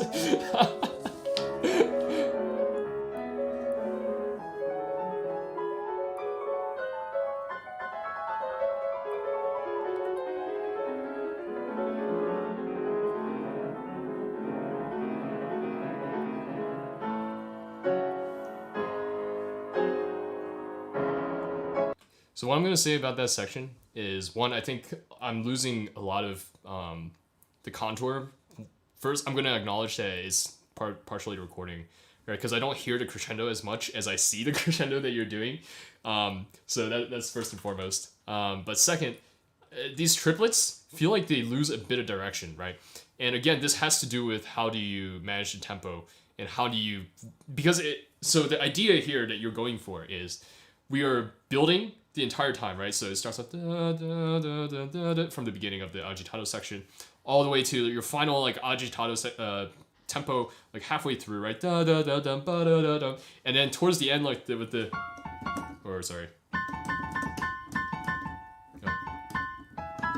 or whatever, right? You want to push the tempo even more so that it hammers home that like fortissimo, right? Or that triple F or whatever, right?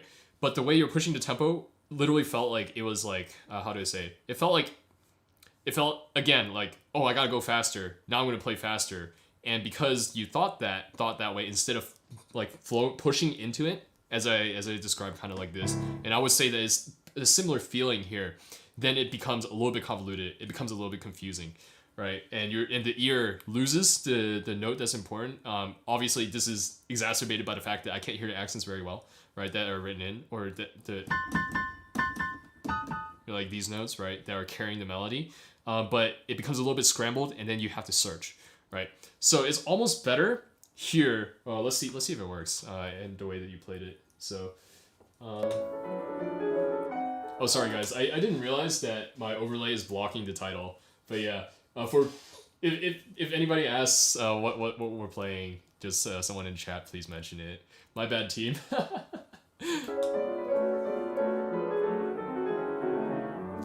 So in the left hand, right, over the da-dum, ba-dum, I want to feel that a little bit more, right? That will help carry some of the character in the phrasing.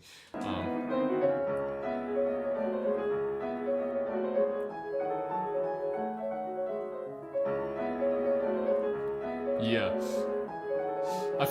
I sense, and you can correct me if I'm wrong, Jack, but it feels like the right hand, I hear the da-da-da-da. Sure, maybe it can be a little bit more even, right? And again, the same things with the tempo and like the dynamics I can't really judge. But it sounds like that's phrased much better than the left hand because you're thinking a lot more about the right hand. And so it might, yeah. Yeah. Like even, especially, I think you notice it being scrambly by the way that you come out of it instead of, right? Da da da bum, 1 2 3 1 2 3 1 2 3 bum, right? It sounded like you were going like that, right? And so even though you're speeding up, even though you're increasing in dynamic, yeah, left hand always lag behind. Probably also because you're right-handed, right? Which is how it's always going to be. The left hand will always need a lot, for right-handed people, will need a lot more work, even on top of, learning how to phrase in the bass, because it's a lot heavier and thicker and muddier. But yeah, learning how to do that. So again, that's something to think about, right? And you can take with like separate hand practice as well. But even with repeated stuff like this, right, like pushing into this like almost like tremolo-ish section here, you always want to maintain the feeling of the triplet, right? You always want to be able to go 1 2 3 1 2 3 1 2 3 1 2 3, and even if you can't count it out, right, you have to feel that pulse. If you lose the pulse, right, and if you lose the beat, then you move the measure line, or you end up on like different spots, then again the listener gets confused, and you end up sounding like you're like that, which is not what's written, right? What's written is that there's 1 2 3 1 2 3 1 2 3 1 2 3, like that, right? And so yeah, if you can't feel it at the tempo that you're going, then you should slow it down and compensate some other way. When going this fast, it's hard to play as fortissimo as you want. So if you have to slow it down, then maybe you can get more of a forte, right, by putting in more weight. And again, similar things that we talked about earlier. At this point, you want to make sure that you don't lose that hand arch here, right, which is a little bit lost if I can see in the video, and a little bit less of an arch. Again, coming from below, it's hard to tell, right, exactly what's going on, because I feel like I need a little bit more of a side view to ascertain that. But like less of this hand arch or wrist arch, so that you can direct more weight into the keys, and a little bit more firmness in the hand arch here as well, so that you can drive into the keys to help with that. In almost every recording, the right hand is accented, but the left isn't, so you're left feeling the quarter note triplet. The point of contention is in almost every recording, the right hand is accented, but the left hand isn't. Yeah, so I think the right hand, at the very least, right, what you're looking for at here is you want to, at the very least, you have to carry some sort of melody, right? Or like some sort of idea. You can treat this entire thing as like a phrase, right? You can treat it as like, okay, this is just a swell of notes, which is like how some runs are written and how some chordal sections are written as well. But like, if you want to accent things, and if the score that I have is accurate, right, and given the fact that you thought about accenting things too, I'm assuming that's written somewhat in your score as well, then that means that at the very least there might be maybe not notes that are carrying the melody, but like important notes, right? And those notes have to be heard.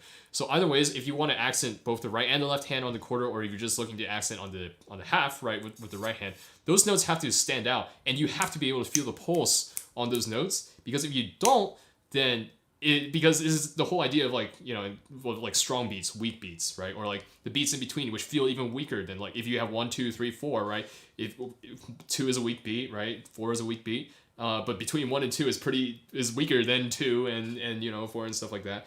And so yeah, so definitely. And again, it's hard to think about how do you push tempo, right? Pushing tempo and also maintaining pulse. That's kind of tough, right? Because by definition you're losing the beat.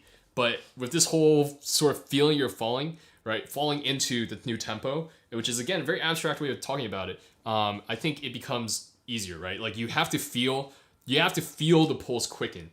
You have to feel the pulse moving. You have to feel it pushing forward. And it's not like, it comes first from the mind and not from your hands moving faster. It has to first come from like internally, I feel the beat moving faster, and I'm on purposely, like in my soul, that's kind of weird, in my mind, how I hear it in my ear, in my mind's ear, I hear the beat moving forward, and now my hands need to catch up to it, almost like that, right? Like you're stumbling forward to catch it. Not necessarily a stumble, but like that's how I think you can help develop some of that. So that's what I'll say about that. Wow, I'm talking a lot about this. Right hand is harder for left-handed people? Probably. But I'm saying like voicing in the bass is hard in general. Ooh. So here it says tempo primo. I'm not super stickler about stuff like this, but like some people are. If it says tempo primo, then you want to hit the original lento tempo. And I think it might have some sort of charm.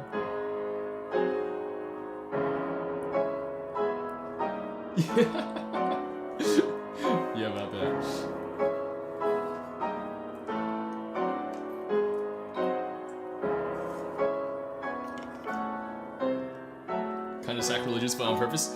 Okay, I feel, right?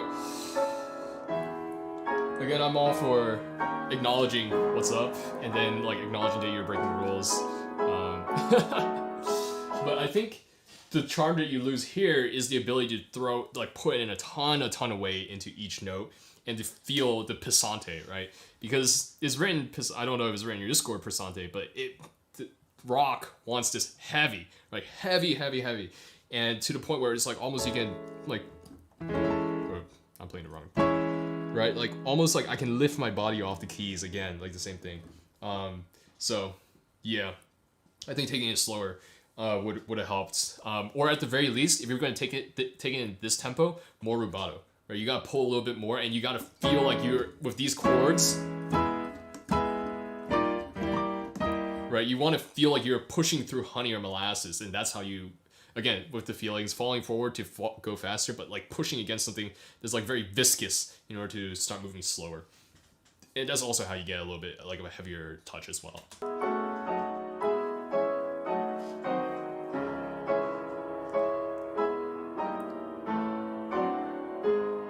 The score here splits. Now I'm confused, but that's okay, I'll just listen. You're getting a little bit tense in the shoulder. Try not to. Even when you're pushing weight in, right, that comes from a pretty relaxed shoulder in order to be able to put that in. Like even when I tense up my shoulders, right, it's more expressive than anything. It's not for technical things, and it looks like you're tensing a little because you're trying to drive a little bit, which is not correct, and not conducive for long-term playing IMO.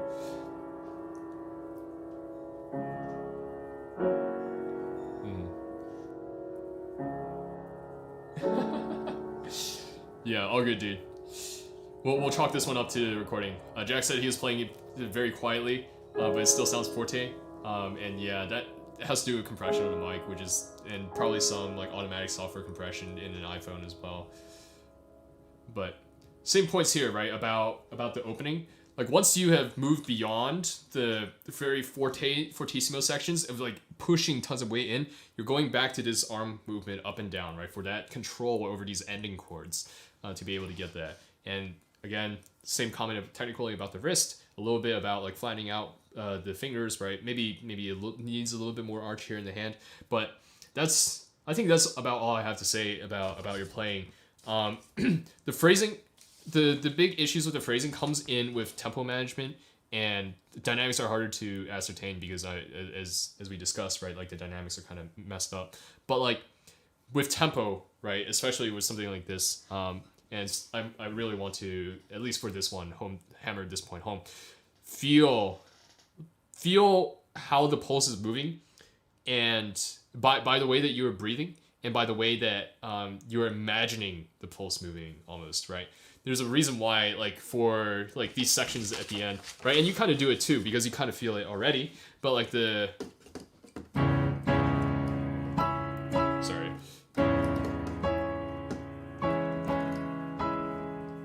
Right, you lean forward. Like, many, like, pro pianists lean forward. And if I were playing this, I would probably, like, have my face on the keyboard as well. But the reason for that is, yes, partially expressive, partially technical because it's for driving weight, but also because it helps generate, for some people, generate that feeling of like, I'm trying to push through a thick wall of molasses, right? And that's what's creating my passante, because I'm running up against the wall like this, right? And I have to drive through it, and that's where I'm creating that passante and drawing that from, and getting that rubato from as well.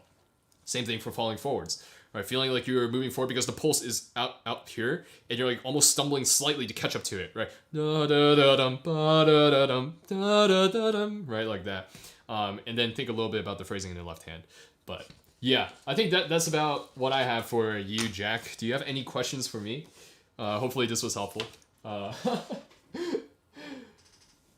I wonder if people are still watching.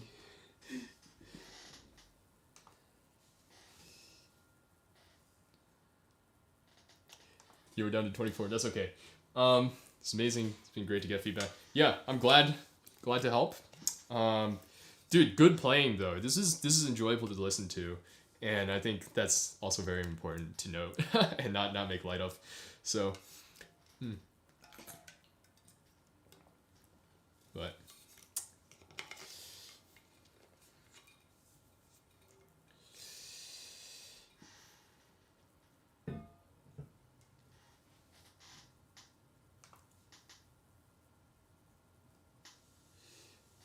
Thanks, Halcyon, for that plug, for the definition of passante. Yeah, I, where's the word come from? Like peasant or pheasant?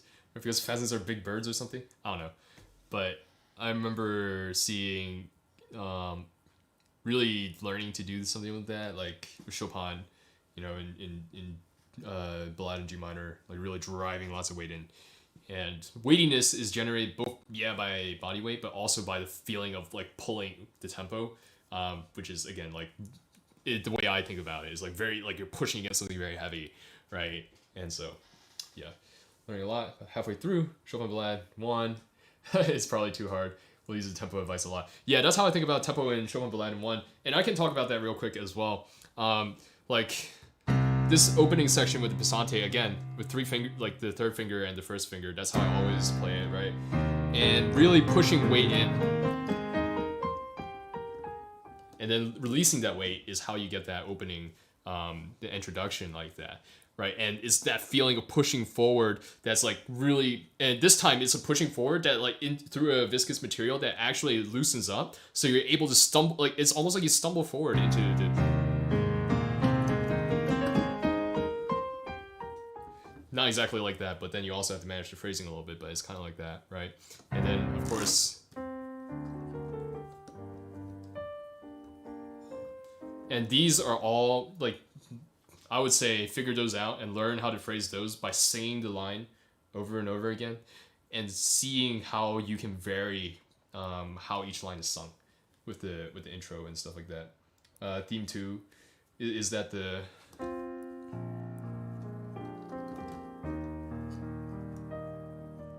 Yeah, that's very beautiful as well. And yeah, thinking obviously everything about phrasing there as well. And my favorite part, lots of weight. But anyways, I think the grandiose thing in A major.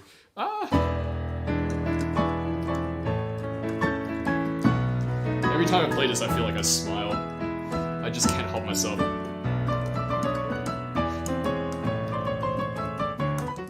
I haven't played that in a long time. But yeah, anyways, yeah, it's so much fun to play. It's such a mountaintop high, and you want to feel that, right? This is where breathing helps with that too. So anyways, Jack, good stuff. I will attend to, I guess I'll read some chat for a little bit, and then we will go on to Kitsune's, Michi Shirube, and then we will see where the stream ends from there. Yeah, nice thing about the new camera, right, is that I have a dummy plug for it so that it doesn't die halfway through the stream. Yeah. Anyways, let's go back to chilling and chatting just so that I can catch my breath a little. And just relax a little, read some chat. Let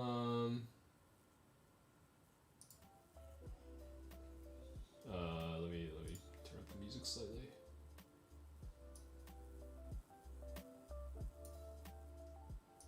It always feels like such a vibe for me to like stream and talk to chat with like this lo-fi background, because it's like, wow, I feel so legit. Even when I'm not necessarily. All right, wow, lots of chat comments. Maybe I should skim through these real quick.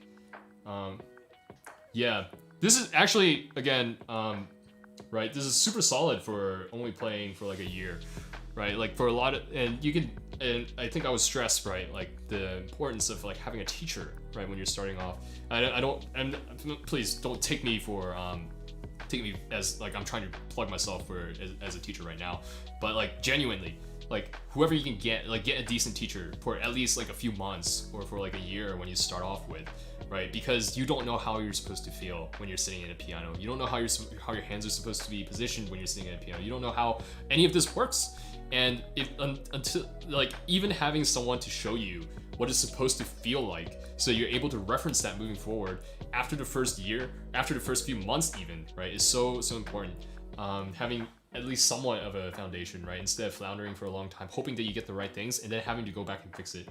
And again, I say that as a guy who's had the first 2 teachers. I can't really blame my first teacher because she passed when I was really young, when I first started with her. But my second teacher was not very strict, and didn't teach me very much proper technique. I was with her for like a year and a half. And the first thing I did when I started with my last teacher, right, was spend like a year fixing everything that I did wrong. And so it's like better to fix it, to get it right from the outset, than to have to go back and fix it later. And again, I had to do this with violin as well. After doing things for a long time, you know, playing for 5 years, and then starting with my last teacher and being like, hey, time to fix 5 years of bad habits, right?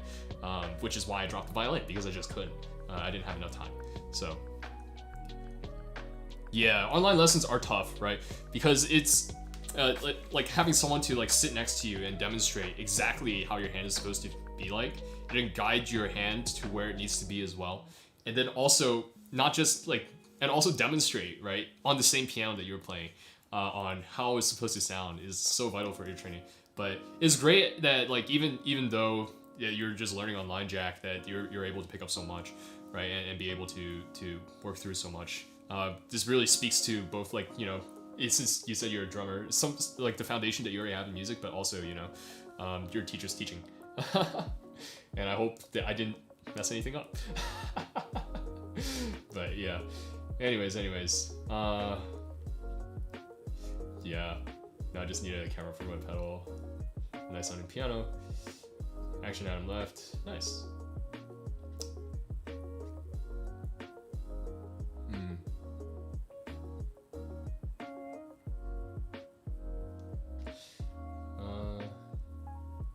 Doesn't have to be metronomic, but it can't be out of time either.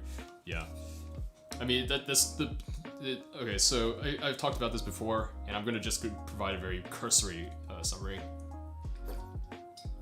because this is a video that I'm gonna make in like a month or so. I know people have been commenting, asking for like when are you gonna make part 2 of beginner mistakes? And I realized I can't do a part 2 of beginner mistakes, because part 2 is going to be on musicality, and to talk about musicality would be too difficult in one video. So I'm thinking that I'm just going to make a whole bunch of like whatchamacallit, like a series, like several series on, like, you know, foundations of dynamics, right? What are dynamics, right? Let's talk about dynamics, and then like perhaps a little bit more in-depth look at dynamics. And then looking at how dynamics play into like movement and stuff like that. And then we'll look at rhythm. What is the baseline beat, right? What is 4/4? What is duple meter? What is triple meter? And then how do we begin to feel the tempo manipulation and stuff like that? But anyways, the thing that with moving the tempo and feeling the pulse, that I always, the illustration that I always provide is a little bit abstract, and I will keep providing it, yeah, because I think it merits providing, because it's very cool and it helps me a lot, and I think it'll help you a lot too, for people who struggle with this. But thinking of the beat or the pulse not as a discrete point, but as like it's not just like a single point right here. It's not click click click, right? But it's something that takes up space, right? It's a two-dimensional thing that takes up space. So it's like an object like this, or like a sphere, or like a rectangle, I suppose, if you want to be really specific about it. It's almost like playing Guitar Hero, right? You know how when you're playing Guitar Hero, or like Dance Dance Revolution, or like the old ones with the dance mats, right? Not like the Wiimotes, like where you're like actually dancing or whatever. The ones with the dance mats, like there's always like a window of time for you to actually hit the note. And if you hit it like right on, like exactly as it passes through, like because I guess you're a circle, if you're playing like through the Fire and Flames on like guitar or Rock Band or whatever, your circle is like two-dimensional, right? And so you have all this time to play it, and if you line up correctly, exactly, then you get the perfect score. But if you hit it anywhere, like when it's still passing through, you still get some points, right? If you miss completely, then you're off. That's basically how I think about rhythm, right? You have actually this much time to play the note and have it feel on beat, and have it actually be on beat. And so how you manipulate this then, right, is that if you play exactly in the middle, like you get the perfect score in Guitar Hero, then it feels like you're exactly on beat, right? It feels like you're exactly on beat. If you play it towards the beginning, right, so like you're too early slightly in Guitar Hero, well, that makes it feel like you're pushing the tempo slightly. If you play it a little bit late, then it feels like you're pulling the tempo slightly. Now, when you're completely off, that's when you lose the pulse. And depending on the piece, depending on the tempo, depending on the composer, depending on how things are written, the size of the beat changes. And so, yeah, but that's how I think about rhythm, and like abstractly, right, and how tempo manipulations happen. So, yeah. Anyways.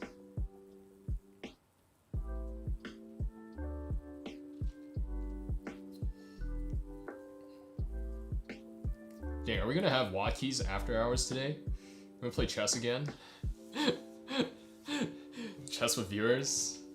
That would be kind of fun, since I haven't streamed in a while. But yeah, I don't know.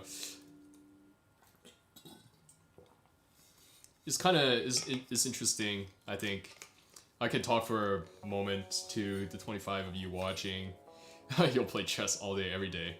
I'll get washed again on stream by pure water ruler. No, I'm kidding. Bullet match? We're not playing bullet. If I'm playing chess today, I'm only playing rapid because I don't think I have enough brain power to play even blitz or bullet. But sorry, Kitsune, give me like 5 more minutes. We'll start at like 11:30 with yours. But yeah, I don't know. It's still weird to me that, you know, the channel is this big now after such a short period of time, and it's just it's like weird. Yeah, no problem, Jack. Thanks for stopping by and submitting the video. I really enjoyed listening to it. Oh yeah, and literally for like everyone else, right, who submitted a video who I didn't get to today, and I may not even get to right next time. And I think for May you'll want to probably resubmit different videos because most of you are like putting out new content all the time.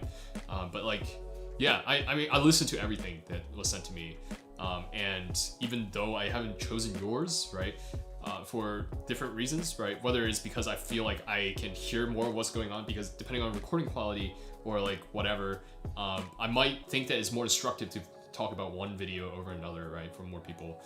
So it's literally like, I hope that the things that I talk about with one video aren't just applicable for one person, right? It's applicable for multiple people, and stuff like that. But yeah, also, I'm sorry to say this one too, right? But just the truth of the matter is, if you submit an Unravel video, there's a high chance that I probably won't get to it, since there's too many Unravel videos, and I'm a little bit tired of hearing Unravel like that. And so even though I don't get to your Unravel video, I hope that my 8-hour Unravel stream and how to practice jumps and some of the things that I talk about in these videos or these other videos that I'm reviewing will help you there as well. But that's not to say that I'm never going to review Unravel, but it's just, you know, I'm a tad burnt out from Unravel because, what was it, last week's or 2 weeks ago, that Unravel video was a bit too intense for me.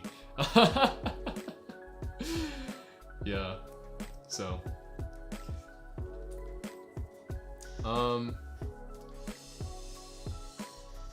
Yeah, I'm gonna turn my camera off real quick, just so that I don't keep burning my battery. Music novice, rip Unravel. Not really. I don't know. Unravel's kind of.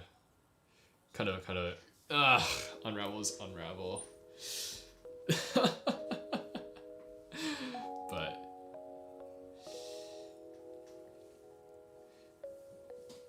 Oh, I feel like my throat is like genuinely dying. Like I need like some like tea or something to help me.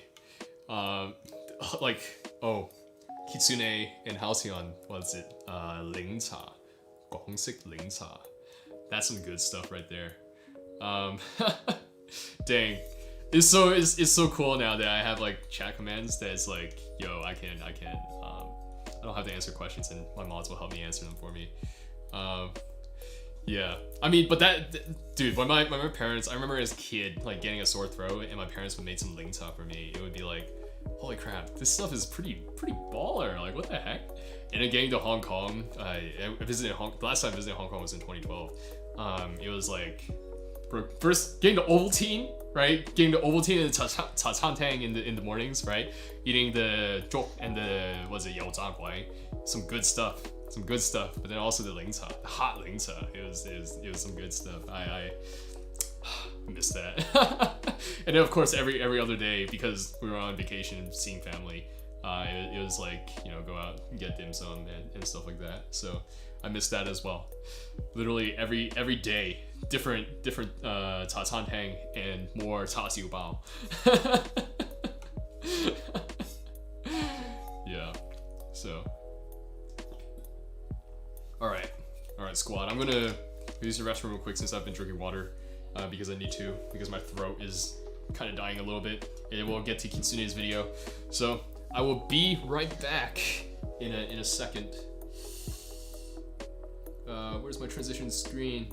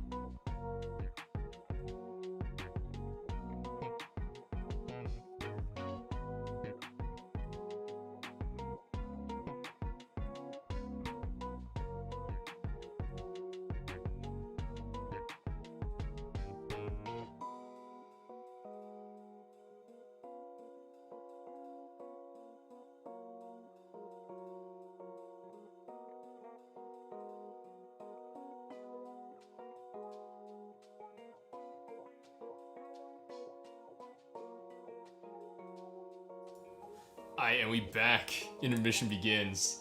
Dang, next time I should get Fruit on or something to like play piano to entertain the people when you know when I go on my bathroom runs. Lo-fi intensifies. Gosh, it's kind of hard to believe, you know, like back in the day, like a few years ago in high school, I tried to make hip hop with friends and stuff like that, you know. So I tried my hand at like one or two like lo-fi-ish beats, but it never turned out well. But I was always a little bit more successful at like the like the 2000s style like hip hop, like some trappiness, but like also some of that like old school like golden age of hip hop type of feel. Very much so a fan of. I will listen to Dr. Dre beats. I remember in high school and be like, wow, this is incredible. Because it was so cool, you know. Anyways, I can play Unravel. I only tried twice. Yeah, no, I mean, I tried the specific style like once or twice, right? But like I made like 40, like 50 beats, like at least 4, maybe not like the full fleshed out beat, right? But like each beat is fundamentally a 4-bar loop, and then you just arrange, right, different elements. And then you write different parts for it, right, depending on how the song is. And you add elements, or you add instruments, or you add like percussion and stuff like that. But I must have made, I remember like in my, like, literally my folder, like each day after school I would go home and make a 4-bar loop. And I had like, by the end of high school, I didn't do this like every day, right? There was like a period of time when I did that. I think one summer I did, like almost every other day or so, like every week, like 1 or 2. But like I had like 40 to 50 like 4-bar loops, and some of them were pretty trash, and some of them got turned into like trashy full songs. So I am not a good beat producer. That's why I gave up on the hip hop life. Yeah, but lo-fi, Unravel lo-fi hip hop. Imagine that. Yeah, one day. But today's not that day. But anyways, let's get to Kitsune's video. The good stuff. Let's see. I dropped something. What the heck? Oh, okay.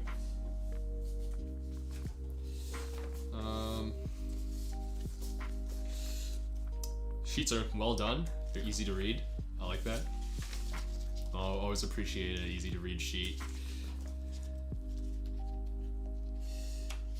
All right. Dang, there's only 23 people now. Y'all are missing out. Why are people dipping? No, I'm kidding. But next week, the plan is I'm not sure what I want to do next week yet. I'm either going to be whatchamacallit, doing like last time streamed with Fruit. I'm either reacting to videos, or I'm going to be sitting. I might set up at my piano and just do some sight reading for all you guys, and maybe a tiny bit of practice, since apparently people like that. I don't know. We'll see. We'll see if people actually like it, watching me sight read pieces. But like, I guess if I'm going to be sight reading, this is the draw, right? If you want this to happen, if you want to see this happen live, right? The last thing, if I end up sight reading next week, the last thing that I will sight read is Litz Hungarian Rhapsody #2. And by sight read, I mean like I will be playing again, right? Because I played it before, but it's been a long time and it's hard enough that it's like new. We watched the sight read for on and off for 8 hours before. That's true. That's true. But like not like beginner, like easy stuff. Might start with something like Kovalevsky. I want to. So here's the thing. Right, I have half a mind since as I said before, I learned very slowly, and I'm actually very self-conscious of that. And then even though I learned slowly, I put out like mediocre products, which I feel like are kind of, or mediocre videos, which I feel like are kind of unbecoming of me, since I'm setting myself up to be like some classical musician pro, which is I guess very subjective, depending on whether or not you actually think I'm good at classical music or playing piano in general. But I think most people would agree that I seem to have at least some degree of knowledge of what's going on, and I'm able to explain things. But when I can't play at the level that I want to, that I hear in my head, that I've done in practice, I get very frustrated, right? And that's how I feel like all my recordings are. And it's frustrating. I don't know. Part of the reason why I didn't want to play piano after high school was because I thought that I was an awful performer. And maybe that's just me coming up with excuses, but that's like legitimately one of the reasons why I was like, I don't want to do this anymore. But all that to say, tangent back to what I was going to say with the stuff, is that I also, since I want to be able to take things a little bit slower and not like keep pushing, kind of like what I said for my 100 sub video. It's like I might for like a few uploads, at least during the summer, just be like reading or like playing and recording very like beginner pieces. Also because I don't want people to think, oh, this is a beginner Clementi piece. It's easy and it sounds garbage, right? Or this is a beginner Kovalevsky piece. It's easy and it sounds garbage because it's beginner. It's like, no, there's some really good beginner repertoire that sounds pretty nice, right? And unfortunately, most of the time, for people who grew up in who going to a piano teacher, had to go through the studio recitals and stuff like that. You only hear little kids, like beginners, play it, right? It's like you're like, okay, this piece again, right? But I feel like there's a lot of character to these like shorter pieces that are easy, right? But that can come out. So I don't know. It might be fun to do a few weeks, or like every once in a while stream, like doing stuff, going through some of my old books, some Haydn sonatas, some Mozart sonatas, right, that I have never played before, or like minuets and stuff like that. So anyways, all that to say, let's get back to it. All right, I'm gonna assume that Kitsune is still here. Oh, actually, let me pull up the video first, because I still haven't done that. Yo, what's up?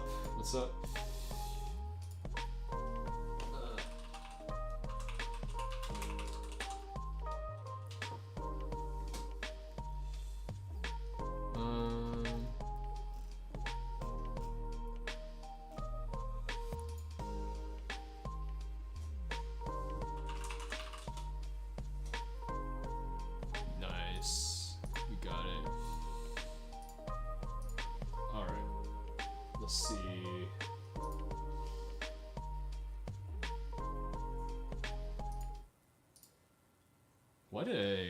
Okay, yeah. Let's turn this on.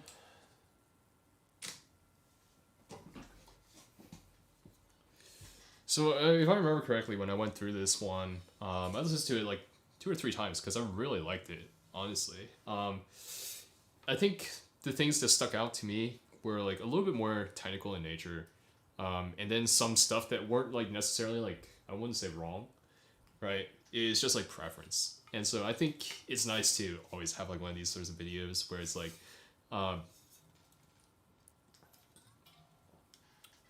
the first one that I was going to do with Pig Hands, with his cover of Fixion's Yoasobi had a lot of things that I thought it could have been worked on, but since he didn't show up and didn't make his presence known, or didn't make his presence known, we didn't do that, so that's fine. But with Jax, there were like more things that were like musical that I could talk about that could be interpreted as preference. And with Kitsune's, I feel like yours is probably the most preference heavy. Simply because I feel like, at least just giving a cursory listen, right? I didn't analyze like the way that I'm going to do now. But it's like a lot of things were like, wow, this is really nice. And I enjoyed this a lot. It's not like something jumped out at me and I'm like, I don't know if I would do it that way, right? Maybe, certainly if I were to go through the score, I would play it different because I'm me and you are you. But like, nothing of that caliber. So, all right, here we go. Let me make sure the stream's fine. Let me make sure, all right. Is volume fine for everyone as well? Oh, spoilers. Hello? No, I'm kidding. Can we all hear this fine? I'm waiting for chat to give me a confirmation. Volume is good? Beautiful. Yeah, well, I'm getting Violet Evergarden spoiled for me today. So, how dare you? How dare you guys? No, I'm kidding. It's all good. I feel like this was like literally what happened with like when I first the first video review I did of Double Flat Dude's Dangu Daikazoku or whatever. Like he had all the overlaid stuff from Clannad because I haven't seen Clannad After Story or Clannad either. I was like, bruh, I feel like I'm getting low-key spoiled. I don't. Fortunately, it's been long enough that I don't remember anything in that video.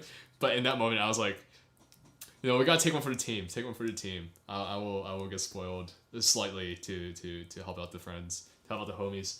But all right, here we go.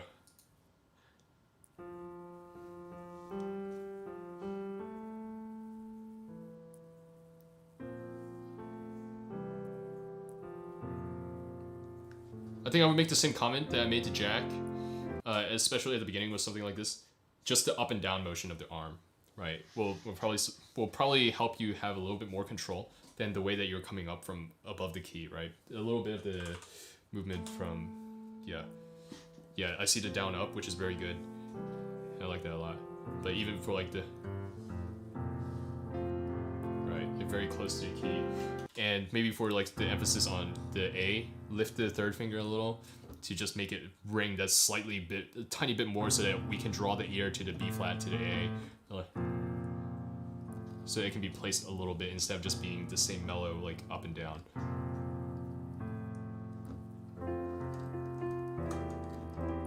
Oh gosh.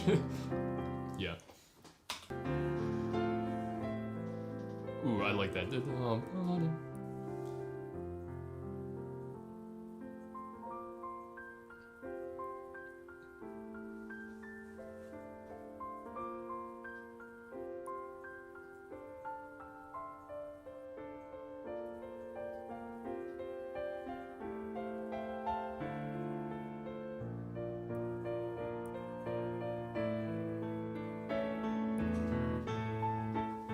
Yeah, so I really like that section because first and foremost, I don't know if you're chatting on Discord or in the stream, Kitsune.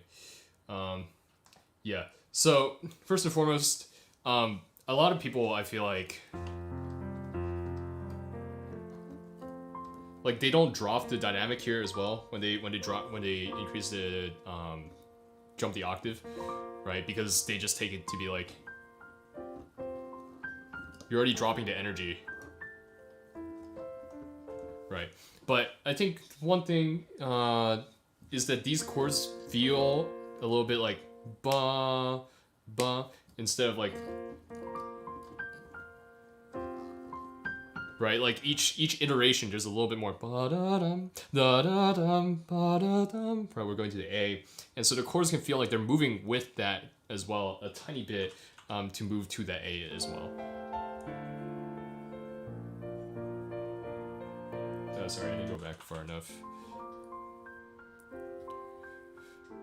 Yeah, okay, wait, hold on. Where are we? I think I went not far enough back. Sorry.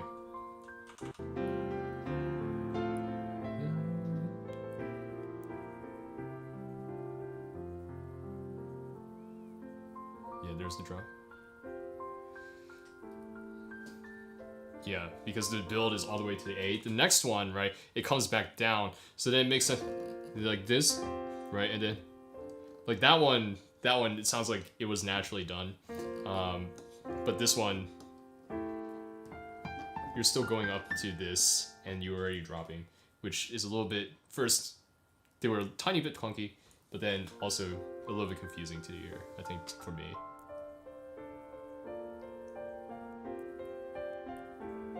Yeah, same comment for these. And I would take the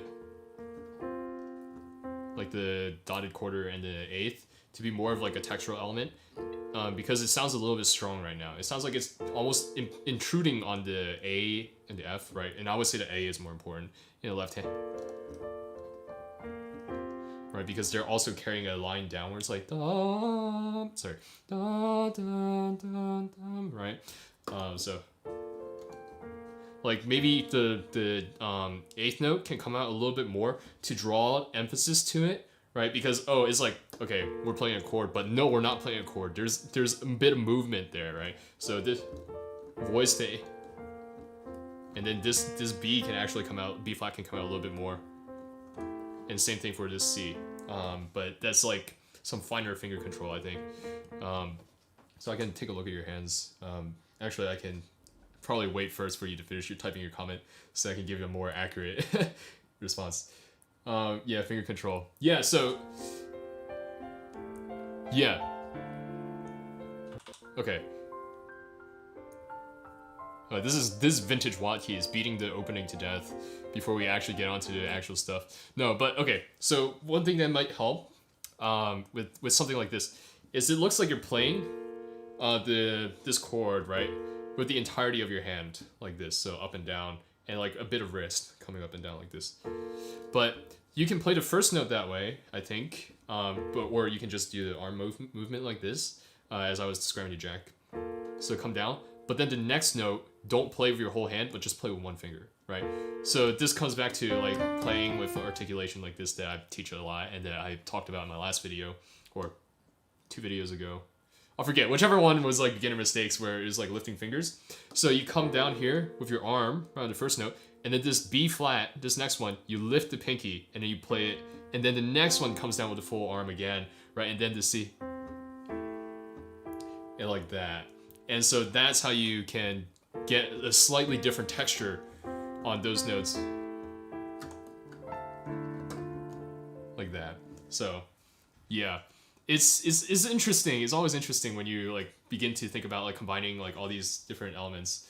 Oh, cool. Wow, I got to teach you something new today. I'm pleased that this was at least somewhat instructive. No, I'm kidding.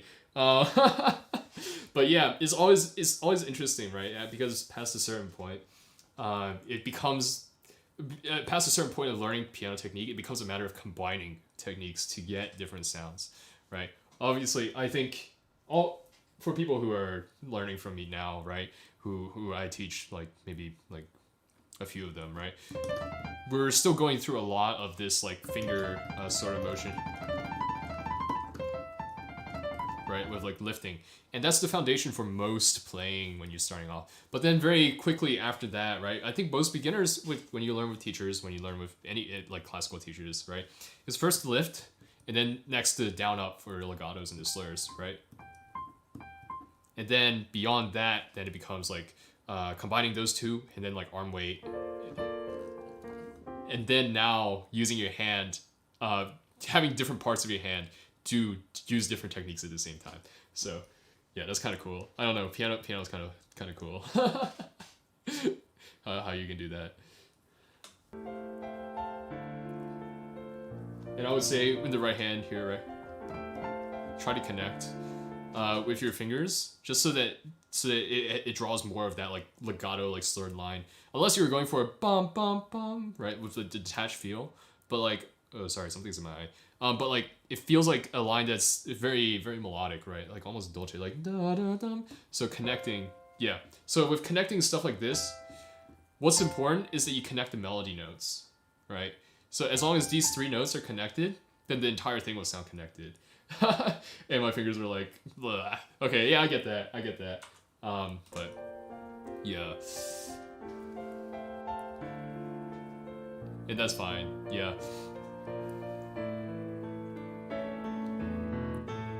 Ooh, nice. The video editing game too strong. I like the change in textures. The pedaling is nice too.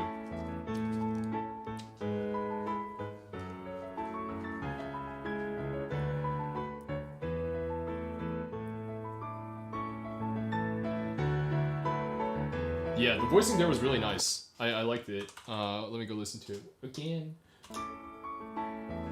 Piano's kind of cool, the piano player.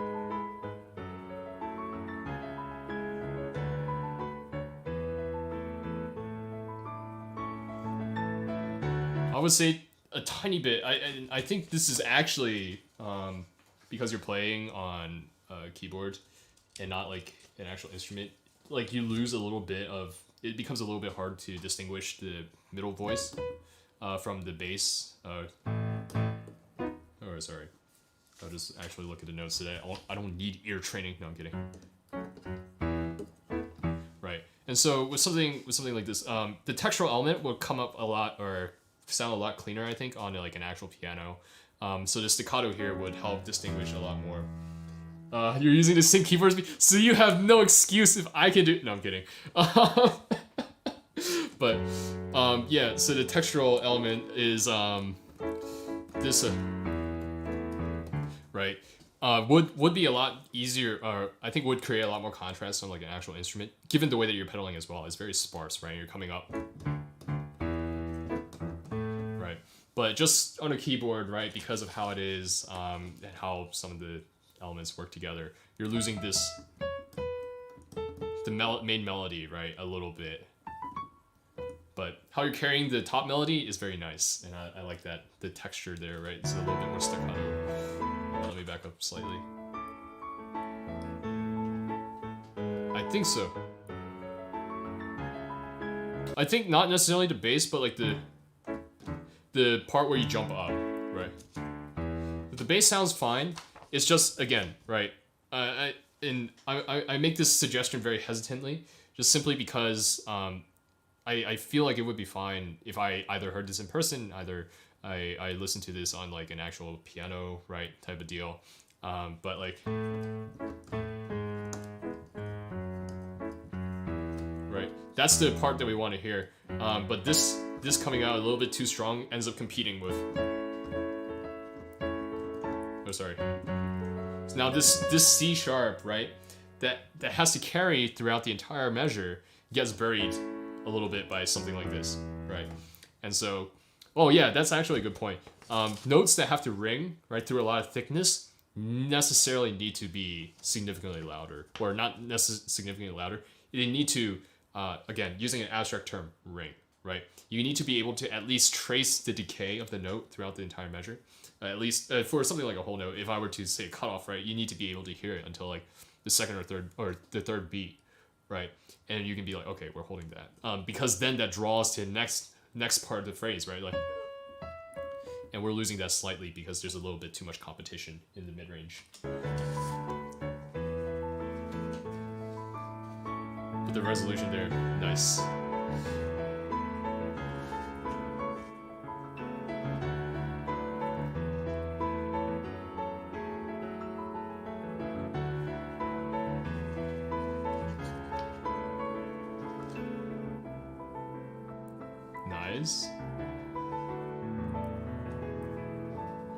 Yeah, I think I want to say that I really like how the first like octave in the bass is the strong one that's carrying the rest of the bass throughout the measure, right? So I'm exaggerating, or I guess the first octave when you change the chord, right? And that makes a lot of sense, right, because of the separation in the frequency range, and so that it rings throughout the duration of you playing that chord. But this I think can be connected as well. I'm not looking at your hands at the moment, so let me go back to make sure. Yeah. Yeah, okay, so this is, I think this is a kind of universal comment. And to the part about connecting earlier too, like with the measure 14, the way that I would approach playing this actually, so I know you've written a slur, so I think that you intend to connect this part or have it sound connected or legato. And so the way that I think you want to achieve that is not by coming up from the keys so much for each octave, but you want to alternate between 4 and 5 and try to literally connect each and every single note, or at least the top notes. Yeah. So instead of, so if you played this without pedal, right? Dang, that top-down camera really coming in handy now, because so you can actually see my hand. But maybe something like, right, like even if you're unable to completely connect, right, it's at least more connected than if it wasn't, right? And of course, it looks like my hands are slightly bigger than yours. So this is how most people, I think, would approach something like this. So you're either sliding here, right? And obviously you have to make the jump, right? But you're holding on to this as long as you can, and then you make the jump, and then you go 5, 4 in the top, and then you take your pick, right? 1, 4, 1, 3, or 1, 5, or whatever, and then come back up. Again, you connect, right? And because within this big slur that you have, you sure, it's like one giant phrase, but you also have smaller sentences within it. You get da-da-ba-dum, that's one, da-da-dum, da-da-dum. And so there's natural lifts at the points where you need to jump anyways. And so connecting those parts becomes a little bit more important, a little bit more vital. So,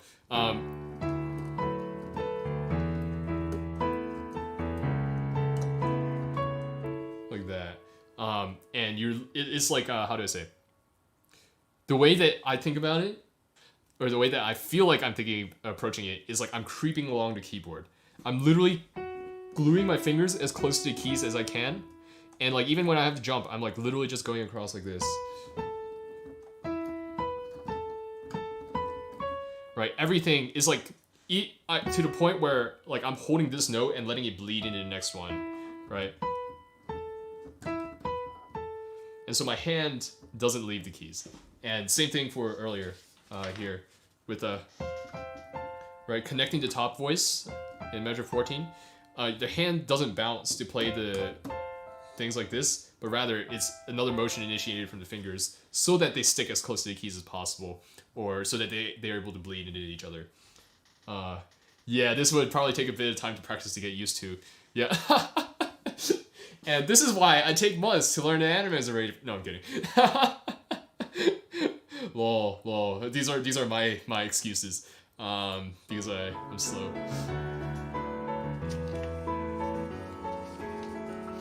But I mean, yeah, even if you don't take the time to learn this for like this piece or like the next thing that you're working on, right? Just being mindful of it enables you to begin to try doing it slightly and to try applying it a little bit, so that over time you begin to build it, right? And then over time it becomes very second nature, very instinctual, and you're able to use it whenever you need it.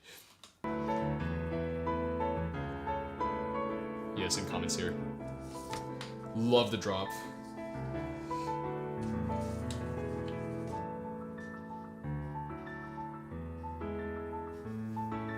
Oh, I love that.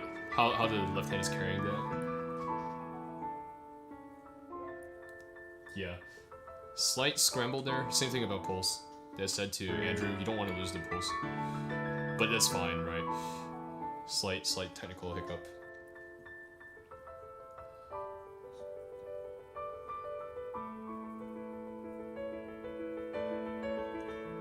I love that crescendo. Good stuff.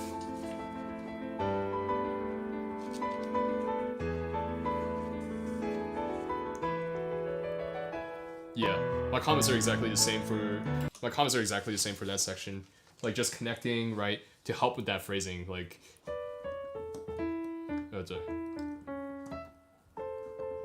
even this here, right, like connecting, like switching fingers to like will help.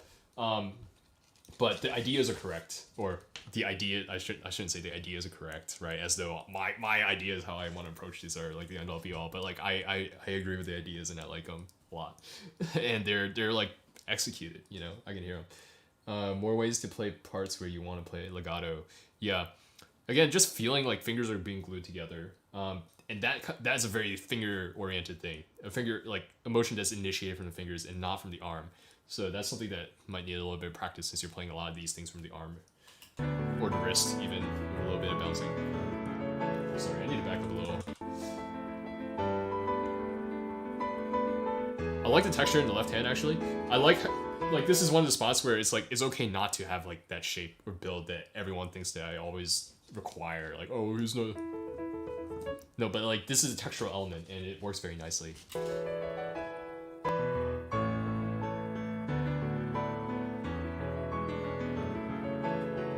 Voicing's fantastic.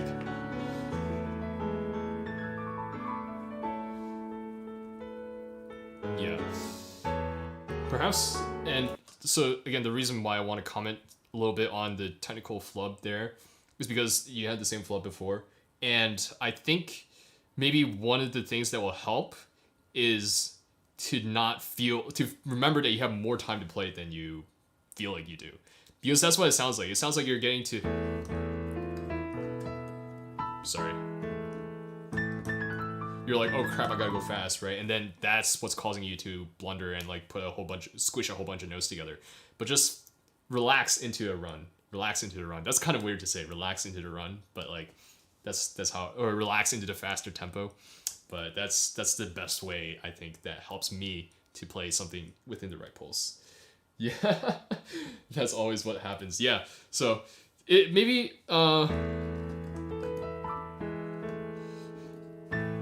think about maybe a tiny breath right before like runs like that, right? Like feel this, right? The finality of that, and with the finality, like you're settling down, right? Right, that's where that run then therefore comes from. It flows out of the melody, and it doesn't come as like, oh, I need to play these fast notes right now, like as they are, right? So it's like, so maybe that'll help a little bit. Oh,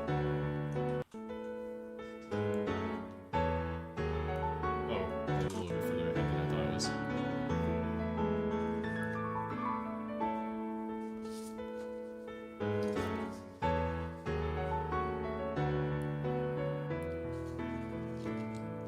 I really like the martelé on the martelé, like very like hammer like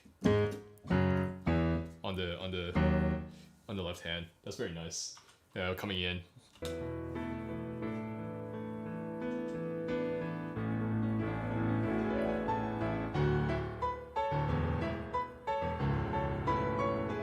Ooh, see? Okay, if you do that there, but if you had connected the earlier one, then it would have been like a very interesting textural contrast. But as of this, it sounds like I wouldn't say flubbed, right? Because it doesn't sound like you flubbed at all. But it sounds like you either tried to go for the same thing, but it didn't work, or you're trying something different, but that didn't really work out either. So, and that's why I think connecting the earlier part, or like working on connecting is very important.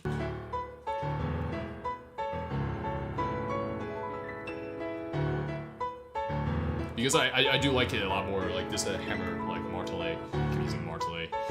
So I was a violinist. Yeah, I like the flourish at the end.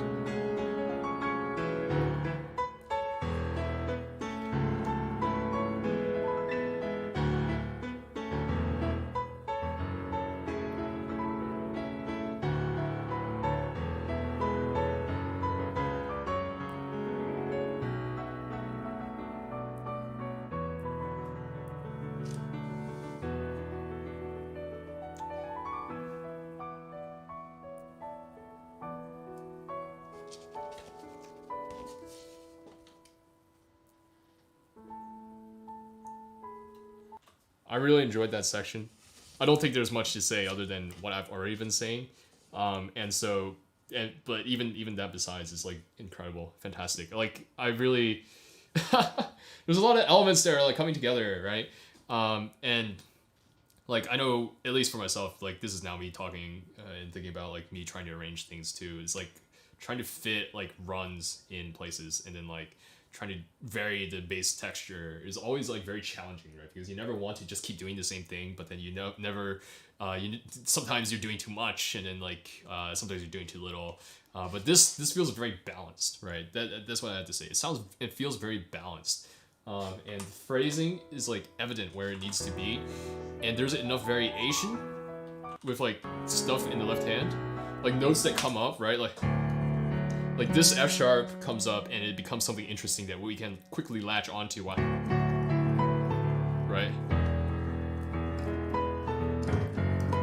And then the rhythm changing is also interesting, right? And the ear can like quickly like pick up, like that breaks the monotony of just repeating the same melody over and over again, which is the good stuff.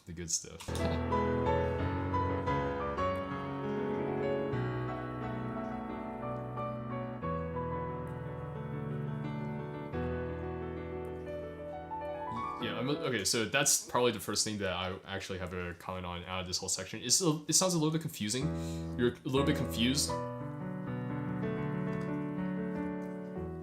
as to whether you want this to build or to like I guess smaller, because you end up you build a little, but it's not convincing enough that it's like it doesn't feel like I'm building to then fall back down, but then you also like decrease because you end up here.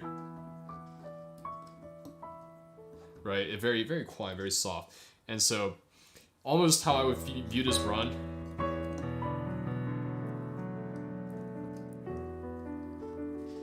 is just like maybe even like a ritardando, but you don't necessarily have to do that, right? But you do some of that, I think, at this part. But it gets lighter, progressively lighter, right? And so the technique that's applied here, I think, is you start off. I should watch your hands for this.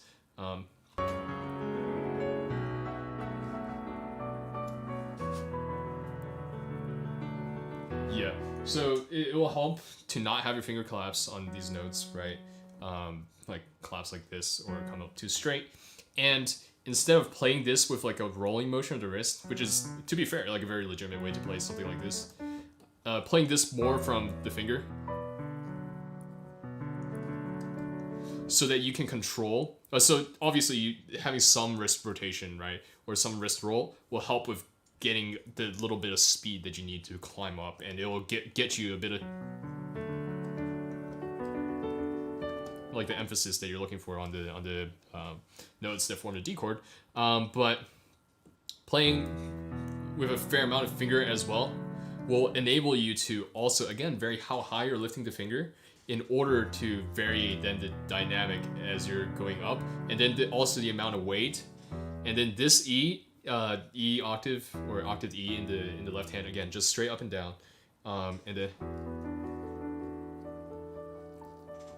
then literally just like as you're going up, your fingers, there's less and less arm weight pushing down onto the keys, and it just like floats upward, and that's how you get a very nice sort of like decrescendo. And your fingers move less and less to do that as well, and that helps a lot, or that is helped a lot by the ritardando, by the slowing down rubato that you're pulling right there as well. If you choose to insert that, your fingers collapsed in that left hand run. Yeah, this is one of the points where I think like having that little bit of structure will help with that bit of like control over the touch. Yeah, you slow down there, but you could have pulled slightly a little bit earlier. But again, if you're keeping in line with the original song, I don't know the original song well enough to comment on that. So.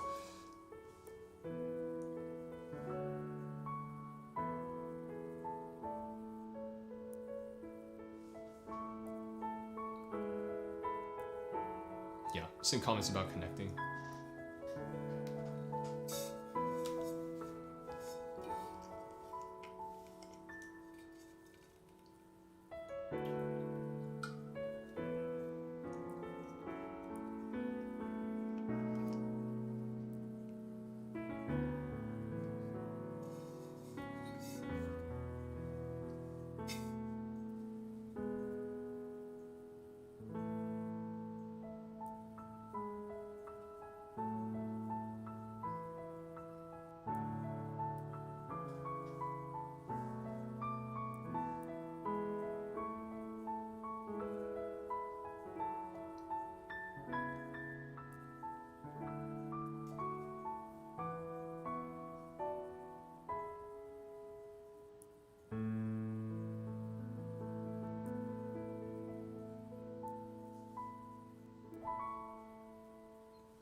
Very nice. Yeah.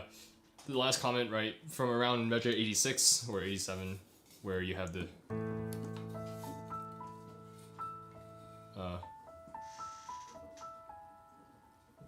it's best, I think, to play that with less of this. Where am I?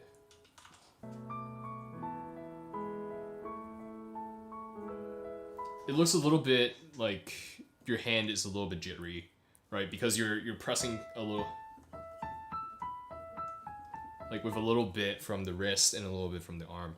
So if you keep that, think of this as being as fluid as possible, right? As connected, as like smooth as possible. And so as a result, your fingers stay, again, very glued to the keyboard, and they lift very slightly, but they don't necessarily like come like very high off the key, right? But the wrist motion necessarily will make it very like connected and very smooth as it follows through, instead of what it looks like your hand is doing, which sounds a little bit like that as well. Your hand looks dull whenever you play. Yeah, it's all good. It's all good. But I think, yeah, it looks slightly technical as well. At least for this specific application here. Because it doesn't sound as drawn together as I want it to be.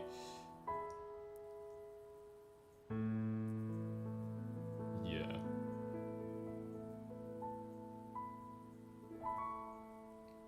And that is very pretty. Nice. Well, that was very good. I liked it. I enjoyed it a lot. Yeah, just to, I guess, to conclude, again, to think about connecting, just drawing notes together, right? Trying to keep the hand, like, creeping along the keyboard as much as possible. Try to reduce some of the arm motion that's coming in when you're playing some notes, and make sure that your fingers aren't collapsing. And for runs and stuff like that, I mean, even with these arpeggios, you want to feel like the note before from the melody is driving it, right? It's like, the melody note is going to like boom. It's like the runner. It's like the gun at the start of a race. Like the gun shoots, and then like that's what causes everything else to like come after, right? And so, think the melody, play to the melody, and then from the melody play the run. I don't feel like you have to rush the run. Like relax into the run that way. And yeah, just like a few things on phrasing again, which I don't need to reiterate, and then a few things on, you know, dynamics are like very fine, and then like that one section with just like stuff in the middle, right? Just make sure it doesn't get too muddy, especially if you're jumping into a range that's competing with the melody that has to be held for a long time. So, but anyways, you have any questions for me, Kitsune?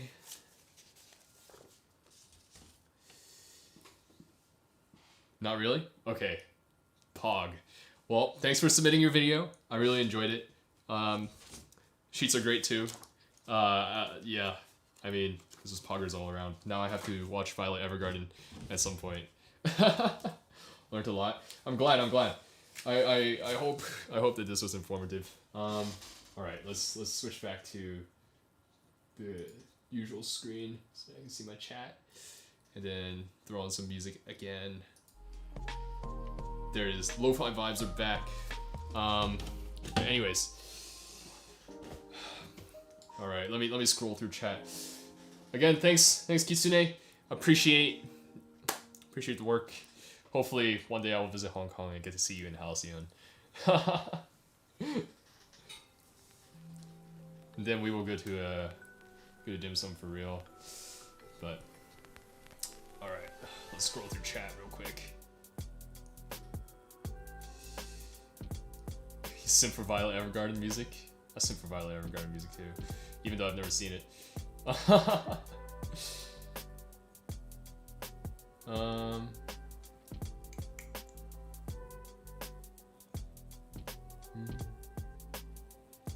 like anime. Wafu Weibo, what's up? Stream keeps lagging and isn't loading for me. Do you archive these? I always archive all of these. These are always up on the channel. Yeah, thanks. John Moy, my boy, looking out for me. What's up, XY? What's up? It's been a hot sec. Yeah. playing octaves like that, like connecting. Yeah. Dang, I wish I was able to read chat a little bit more, but also I want to, you know, give the person that I'm teaching more undivided attention, since, you know, but maybe one day this will be decided via super chats. Oh no, Watt's trying to monetize his audience. No, I'm kidding. We'll keep doing these, and hopefully these sorts of lessons are informative for a lot of people. Runs end up feeling a compressed run. Yeah, runs have character. Again, that has to do to Pure Water's section. Pure Water's comment. It's like, you know, relaxing into the run and stuff like that. If you feel the pulse is like compressed, then you will play the run compressed, and it turns out like rushed or scrambly if you are unable to do it that way. It's interesting how you feel when you're playing something, and it can really affect how it actually comes out, even if it's, I guess technically then it makes it imperfect, right? But like even the performer just like feeling rushed, even though the notes are technically, or at least the beat notes that are supposed to be on the beat are still technically on the beat, it just sounds a little bit off, right? And so the feeling, this is why I talk a lot abstractly, right? At least with musical stuff like this. Abstractly, you want to feel the pulse. Abstractly, in your mind, you want to hear the pulse, and you want to groove with the music as you're playing. So, yeah. Can I do Yashir's Glassy Sky 2015 cover reaction? Maybe some other time, not now. But yeah. Playing fast octaves in general are hard. Like that section in La Campanella. Yeah, fast octaves are tough. And again, fast octaves are trained, but also slightly genetic. And I want to iterate that point. There are lots of things that are more difficult for some people than for others. And so if it's difficult for you, right, then it's obviously something to work at, but don't get too discouraged. The fire sound freaked you out. My bad. I'm just like literally looping lo-fi. Royalty-free lo-fi. If y'all don't know Stream Beats and you need, I guess, background music in videos or something, this is all DMCA free music made by Harris Heller. So yeah,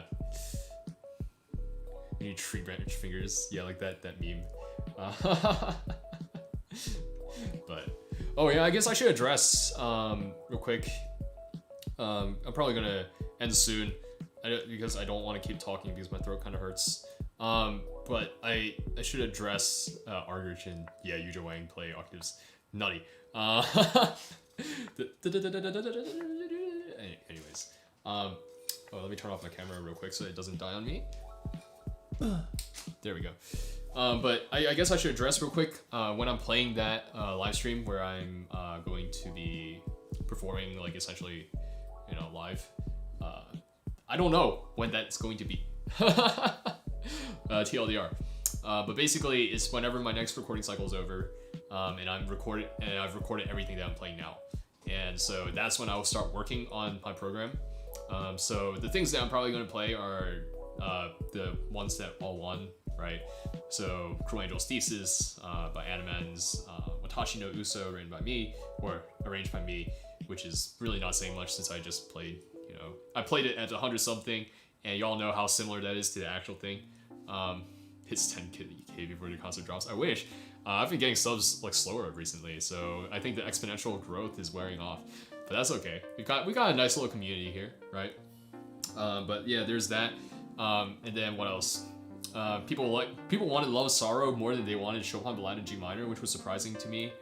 And cool. And what was the other one? Windless Sonata, their movement, yeah, which wasn't surprising to me because it was up against Pathétique and whatchamacallit, Mozart K545. Have I thought about doing more comedic videos or reviewing piano in games or animes or memes and stuff like that? Yeah, I mean, I probably will at some point, right? I guess this merits some discussion too, right? My channel is a little bit interesting at the moment, right? Because it's not,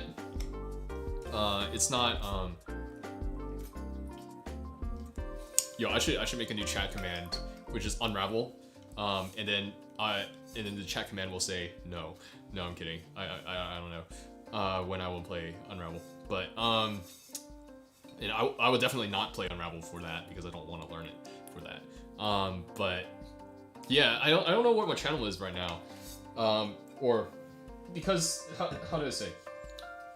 I feel like this is a very interesting niche, right? I'm in a niche where I am reviewing piano music, right? Which is not something that a lot of other people do, or at least like high level people do. I don't know, because if you Google like piano reactions, right, you get this one other channel which will go unnamed, right? Because I'm not crapping on anyone, and then you get like maybe one other channel where he's like classical musician reviews and he like watches like videos or something, right, or reacts to. But I'm doing analysis and reviews, right? And this is not what many other channels do. And actually, most channels don't do analysis and reviews in this way either. They just do reactions and then they explain things from the reaction, right? But I'm like pulling things apart much more in depth, I think, than a lot of other videos do, which is interesting. So that's currently, you know, the backbone of the channel. That's what most people are here to see, which is, you know, fine. But then there's also me playing, which is like where I started and why I started this channel, and something that I'm not going to give up, right? Because I'm a musician. As I said before, right? For all the new people, I am person first, then I'm a musician, and then I'm now a teacher, I guess, and then I am a content creator, and then lastly I'm a brand, right? But those don't switch in order of importance. So I will not compromise me being a musician, because that means something, right? That means something. I will not compromise me being a musician for the sake of creating content that just simply gets more views, right? And when I do, I would consider myself to have sold out, because then I'm literally just farming for views, which isn't the point of the channel. The point of the channel is to help, is to connect with people first and foremost through music, but then also to help the self-taught pianist, right? And so that's like, you know, the three things that I'm doing. I'm reviewing videos, playing my own videos, making my own videos of me playing, which I feel are subpar and mediocre, and then also creating tutorials for people, and then also I stream and explain things during my streams. So it's like also interesting. And honestly, if I were just a tutorial channel, like people, I get these comments on literally every single one of my videos now. It's kind of weird to say that, to be able to say that, since I'm big enough to get like these sorts of comments. But it's like, still waiting for part 2. Still waiting for part 2. When's part 2 coming out, right? And it is, granted, they're very few and far between. But it's like, yeah, if I were a tutorial channel, piano tutorial channel, I would blow through these series really quick, right? And you guys wouldn't have to wait for this sort of information. But like, also at the same time, if I were a piano tutorial channel, then I would just be the same as every other piano tutorial channel out there, except with perhaps a more interesting perspective, since I'm talking about anime music and I throw memes into my videos or something. But if I were just a reaction video channel, then I wouldn't be doing any of the teaching, right? And then like people wouldn't like know me as well, right? And wouldn't care as much for me. They would just be like, oh, there's that guy talking about music again, right? But instead, I'm like actually somewhat of a teacher because I make these tutorial videos. And then if I don't play, then I don't have credence, right? I don't demonstrate that I can actually do the things that I'm talking about. And I feel unfulfilled as a musician, right? Which I guess is part of the problem too. So I don't know where comedy and those sorts of things fall in, because I don't think I'm a very comedic person in that sense anyways. Like those sorts of memes like are cool. Not that Unravel is a meme. Unravel is always serious, okay? Unravel is always serious, and we took Unravel very seriously. That's why the video turned out the way that it did. But who knows? I don't necessarily want to upload more frequently either, because right now during the school year I can't. But even during the summer, I feel like that just leads to like sub burnout, right? Like you guys don't want to just keep seeing WattKeys video. It'll be fun for like first 2 months, but like over time, like when people start putting it off and then they forget about it, right? The algorithm stops recommending me to people who actually want to see my videos. So it's like, I don't want to do that either, right? WattKeys is a special 1 week thing. And then if you want to see me on stream, then you can come on stream and see me on stream, right? So anyways, yeah, I don't know what direction the channel, I know what direction the channel's headed in, right? We're doing all that, because that's who I am. And I don't think I'm losing so much focus that I can't grow because of that. In fact, I think I'm attracting the right audience at the moment, right? Of course, I look at my analytics, I talk to people, I look at my statistics. What gets measured gets improved, right? anyways, and so it's like stuff like that. But anyways, Persona 5, I've never played Persona 5, so I don't want to cover, I don't necessarily want to cover stuff that I don't have much attachment to. Yeah, so there's some pieces that for the anime ordered games that I haven't played that I might play, right? Like My Dearest, right? I'm not going to watch Guilty Crown because it sounds really bad, but maybe I will, just to get a bearing on how bad it is and have, you know, this is my 3 out of 10 anime or something. But like, you know, I'm gonna play it. My Dearest. My lessons go really in depth in the smaller details. It really helps fellow musicians. Yeah, it's interesting, right? Because it's funny when I get the as watchable. I hope so. I don't know. I hear the music is really good and that's what carries the show. But I find it funny when I get comments there like, you talk too much, or like, why do you pause so much? And I'm like, well, that's because I am making these videos for people who want to learn music. It's not for the person who just wants to watch someone like be like, holy crap, Animens is so good, right? Like some other people. But anyways, yeah. See analysis, because Andy Piano has a big community, mostly self-taught, and analysis helps everyone learn. Yeah, I'm glad to hear that, because I mean that's part of why, that's literally the driving reason why I started doing the analysis, right? I'm not a piano master by any stretch of the imagination, but there's like so few people actually explaining the things that's like, how is anyone else going to grow? And so hopefully in my growth, I can help some of you grow as well. Who's my favorite fellow pianist on YouTube? Animens? No, I'm kidding. So I think this is interesting, right? The biggest inspiration for this channel, yeah, okay, sure, Animens, Fonzie, whatever, right? Playing anime music, right? So I won't discredit that.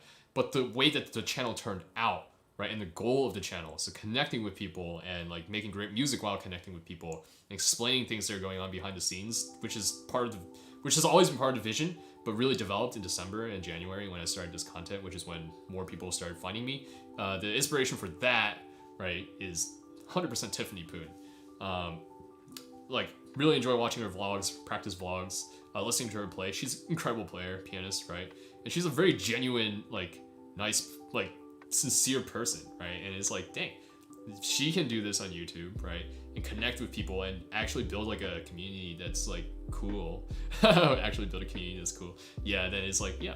Yeah, also saying that my favorite fellow pianist is Animens feels kind of weird because I'm a wannabe Animens, as Pure Water Roller is pointing out.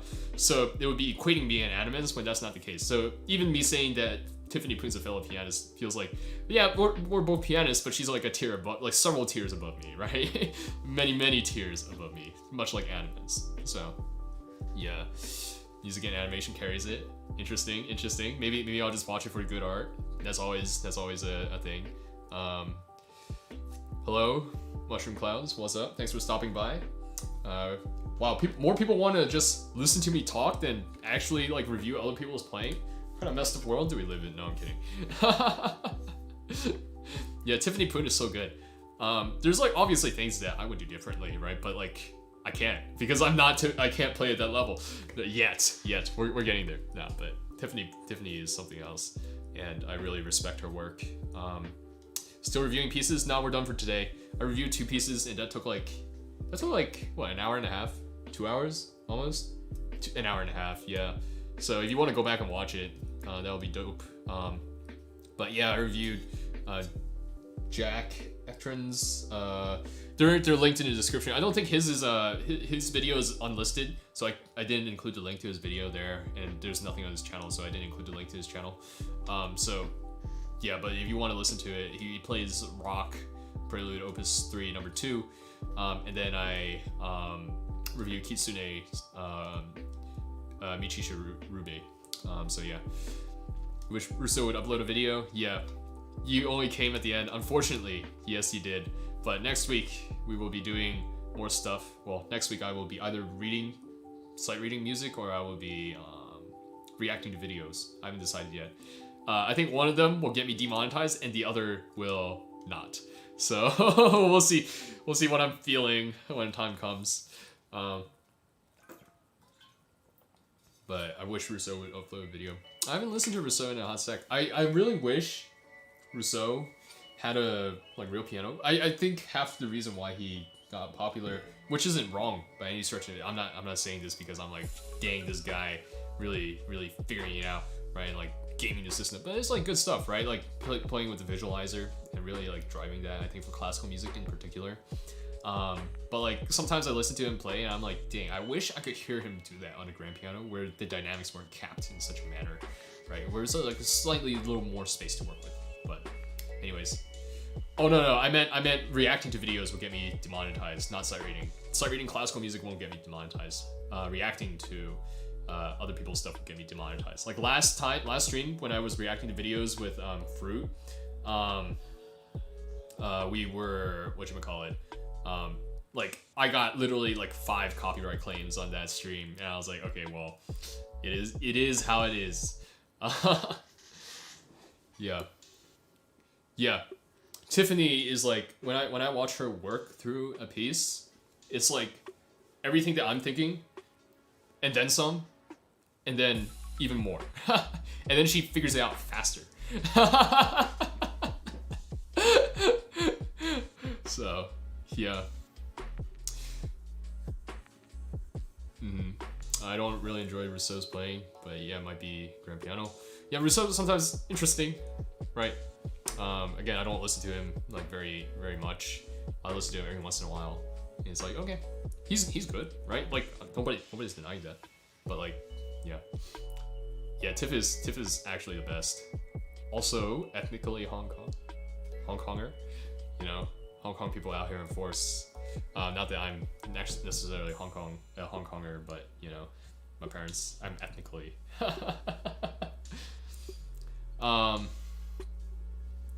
Her quote somewhere in the difference between acoustic and digital is that you can hit the max out of acoustic, but you can pull more out of it. Yeah, I don't know. Did I say that to you? Because that's what I always. No, I'm kidding. I think some of the resonances are different depending on the whatchamacallit, like the model, right? Sorry, the VST and stuff like that. But like definitely maxing out like this. Every time I sit down at a piano, right, I test when I adjust to new pianos, right? So this is what I did when I performed, when I did competitions, stuff like that, and they let you play scales and stuff like that beforehand, or like even try a little bit of a piece. Is always see where the piano is, right? See where the fortissimo is, see how the pedal action is, and see how the left pedal action is, right? And how the soft pedal is as well. And then see what the key action is. So playing the scale, and then driving lots of weight into it, and then going really light. See how much my fingers want to glide, how the actions are moving, and then for me, my go-to, right, two sections, either Ocean A2, you get a feeling for how thick the pedal is, or the I forget how to delineate this, but the G minor, because I always am able to max out the fortissimo most of the time on a piano.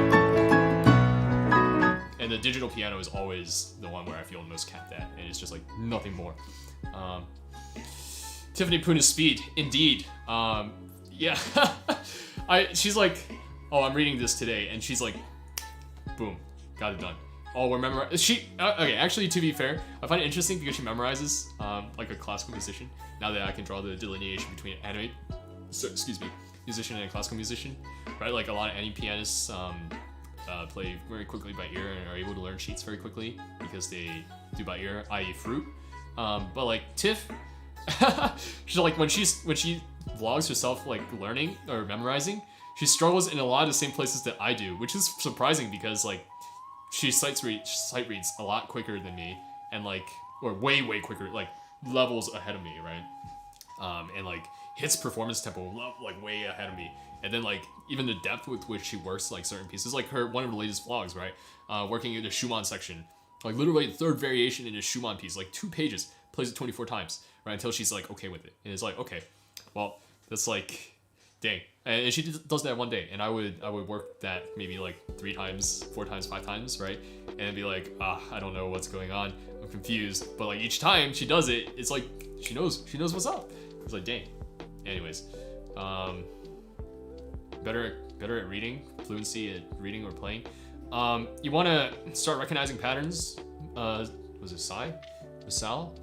Sorry, I can't see very well on the screen.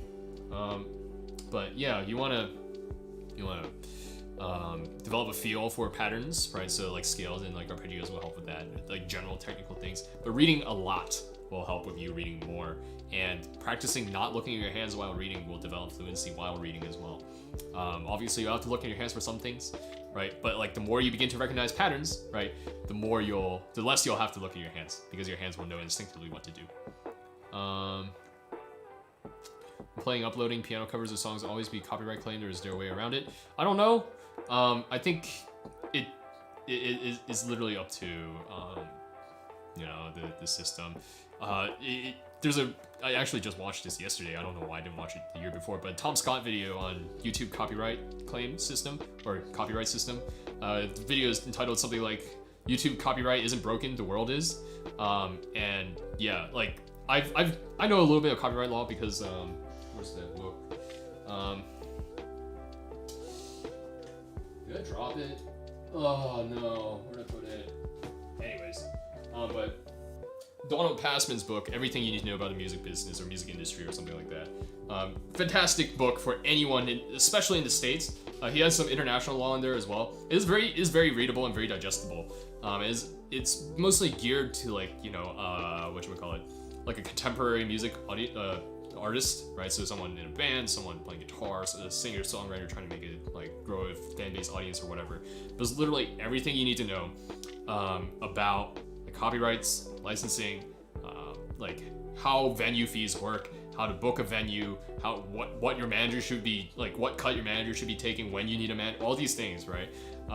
That maybe aren't super applicable at the moment for anyone, but like at least the copyright stuff is, and it is somewhat of a miracle that the content ID system really works the way that it does. And not like I literally was thinking about this yesterday, like, man, if a music label, like any of these music labels that own the Japanese music, because I feel like the Japanese music industry is a little bit behind the American one, where less and less people, or Western one, where less and less people are being signed to art labels and stuff like that, because you're more and more able to do it on your own. But it seems like in order to get in, right, to be able to land a contract with the anime, right, to get the licensing for that, you still very much so need to be signed to a management group or like a label in Japan.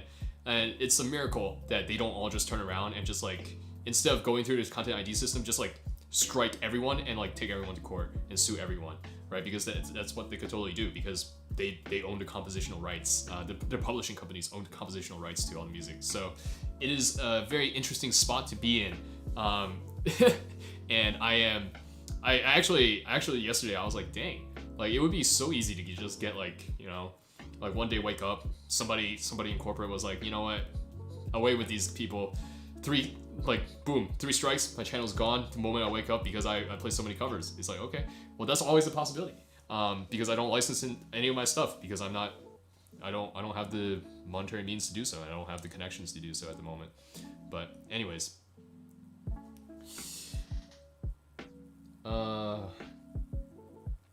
yeah, and so hopefully copyright law will change. But the content ID system, I think in general, right, making a living off of YouTube always has to boil down to a little bit more than just, ad revenue or like making a significant income off of YouTube. And so I'm not, personally, when I went into it and all this stuff started getting copyright claimed, I didn't really care that much, right, as long as the videos are still up. Like if I got struck, that would be a different issue, or if I got like blocked, right, that might be a little bit different, or if the video got blocked. But like if it's just a claim, and even at this point, right, you get to share some of the revenue or whatever, it's a very small split, right? So it's not much to talk about, but it's like, I know for a fact that YouTube will drive, if I want YouTube to be a side income or even a main source of income, right, my main job, is not going to be, the YouTube in and of itself will not be what's paying me. It has to be through other things, whether that's like sponsors on videos, right, which people hate, but like, man's gotta eat. People purchasing things from me, essentially monetizing my audience, right, which is unfortunately what has to happen. Or maybe, I shouldn't say unfortunately, but because like, I don't want monetization to just be like, hey, donate and help out your boy, but it's like, if you want more stuff, because I'm putting much more effort into things that unfortunately requires so much time and effort that I need to paywall it, right, because it takes a lot of time and energy, then it's hopefully something that's worthwhile to you too, or if you enjoy my content enough. But if not, all the free stuff is still gonna be here. Anyway, sorry, I'm ranting a lot about this content ID comment, but it's something that I've thought a lot about, or a decent amount about. Katine is very fantastic. I love listening to Katine. That's why I reviewed Katine in my last video. Yeah, I did a stream talking for 8 hours about Katine. Didn't we do that last time, Fruit? Last time stream? No, I'm kidding. But we kind of did. Adam Zhang, what's up? It's been a hot sec. Yeah, the Dishter's arrangements. Yeah. He still practices some while he's getting swole. Court is very expensive. But like, at some point, if you are taking music seriously and you get big enough, you definitely want to at least get connected to an entertainment lawyer. Yeah, recording is always effort. Do I know any swing arrangements? I do not. Will I do piano arrangements for Genshin Impact? I don't play Genshin, so I don't feel connected to Genshin covers. But I mean, there are plenty of other people who play fantastic Genshin covers, like Hayashi Piano, and stuff like that. So I would refer you to them because they more than filled a niche for me. Man's gotta eat. That's my favorite thing to say because it's so true. I got one of the comments, and I don't mean to berate my comments section, but it's like confusing. It's like, I don't know. The more I grow, the more I realize how true it is that you know, it's hard to actually genuinely make human connection, right? It's easier on stream because I'm responding to what you're saying, right? And like even you're converted to Genshin after Hayashi's stream, and especially for people on Discord, right, who I'm actually chatting with, right, in real time sometimes, and sometimes I hop in voice chat with. It's much easier for me to view you as people, right? And I'm not saying that I don't view you as people here, but it's easier to actually make that connection, and for you to also view me as a person.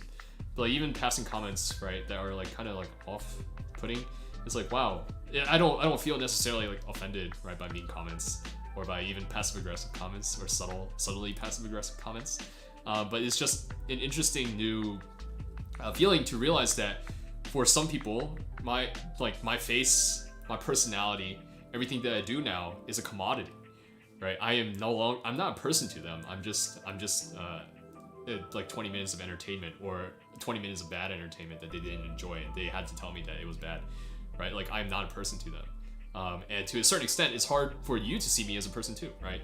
Because you only see this side of Caleb Watt. You only see this like guy who's talking about music, talking about things that he's passionate about, and you don't see me when I'm in a situation where I am not passionate about what I'm talking about, or I'm tired and I'm not in front of a piano or like something else, right?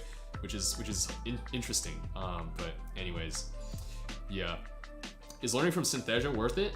I think at some point you should learn how to read sheets because it's just faster, right, than having to sit down and figure out Synthesia. Again, I'm saying that as a guy who's never learned anything from Synthesia before. But I think Synthesia is a good training wheels as you start off with, as you're learning sheets as well, to compare, to reference, and to even get into music, right? Because it's easier for a lot of people. If anything causes you to start, right, then that's more than enough, right? As long as you start. Once you start and you realize that you're a musician, right? And you realize that this art is something beautiful and that you want to pursue it, you're going to put forth the effort to learn the things that you need to get better. So starting with Synthesia is perfectly fine. What games do I play? Stares intensely at the GameCube controller in the background. Did I leave my GameCube controller out? Oh dang, I did. Yeah, okay. So I play Melee, mostly. And yeah, I mean, I'll play Smash Ultimate when I'm with my friends and have a Switch, right? And so last semester when I lived with my friends and we had a Switch, I lammed some Young Link and some Lucina. I play Young Link, Lucina in Ultimate, but I haven't played it so long that I can't hit any of my Young Link back air combos and like single hit back air chains into like up smash or grab or anymore. The frame perfect timings. But yeah, I play mostly Melee. I haven't played Dragon Ball Fighter Z in a hot sec. Simply because I get much more salty at that because the game feels like when in doubt, mash it out, and I'm a masher because I'm not that good at that game. But Melee is my bread and butter. Sometimes I play Smite too, but I haven't played Smite in a long time because I'm a dork who doesn't play Dota 2 or League, and I play Smite. Kilmo is a great friend. There are many sides. Thanks, Cassidy. I appreciate that. You're a great friend as well. Speaking from experience of learning synesthesia, reading sheet music is faster. Unless you have very good relative pitch. That is very true. If you can figure out the notes, synesthesia is good to like reference and check. Yeah, pausing takes so long. What's my PC build? We got Ryzen 9 3900X. Yeah. It's a Be Quiet case. It's like their like DX like 500 or D500 or 400 or whatever, the one around like $90 or whatever. And it's like literally stock fans. GPU currently is a GTX 1660 because I'm still waiting for the 3070s to come down to an actual like normal price and actually be available. And let's see, Western Digital SSD, some like old like HDD SSD, or sorry NVMe Western Digital, and then like and that's my boot drive, and then some like hard drive SSD like sort of thing that was lying around the house, that because my dad's into building PCs too, or was into building PCs, so he had that, and I was like, okay, I'll take a 2 terabyte hard drive that I don't have to pay for, right? And what else is there? A cooler, stock cooler, so I really need to get that changed, and it's an MSI B450 or B550 motherboard, or are they up to, is it B450 or B550? I forget. But yeah. Anyways, stop stealing my characters in Ultimate. Bro, I literally started playing Lucina, and I played all the characters, and I'm like, I can't, right? Because it just feels so different from Melee. But like the neutral game from Lucina feels similar enough to Melee Marth that it's like, wow, I can do this, right? And just like, you know, dash dance a whole bunch, and then like space.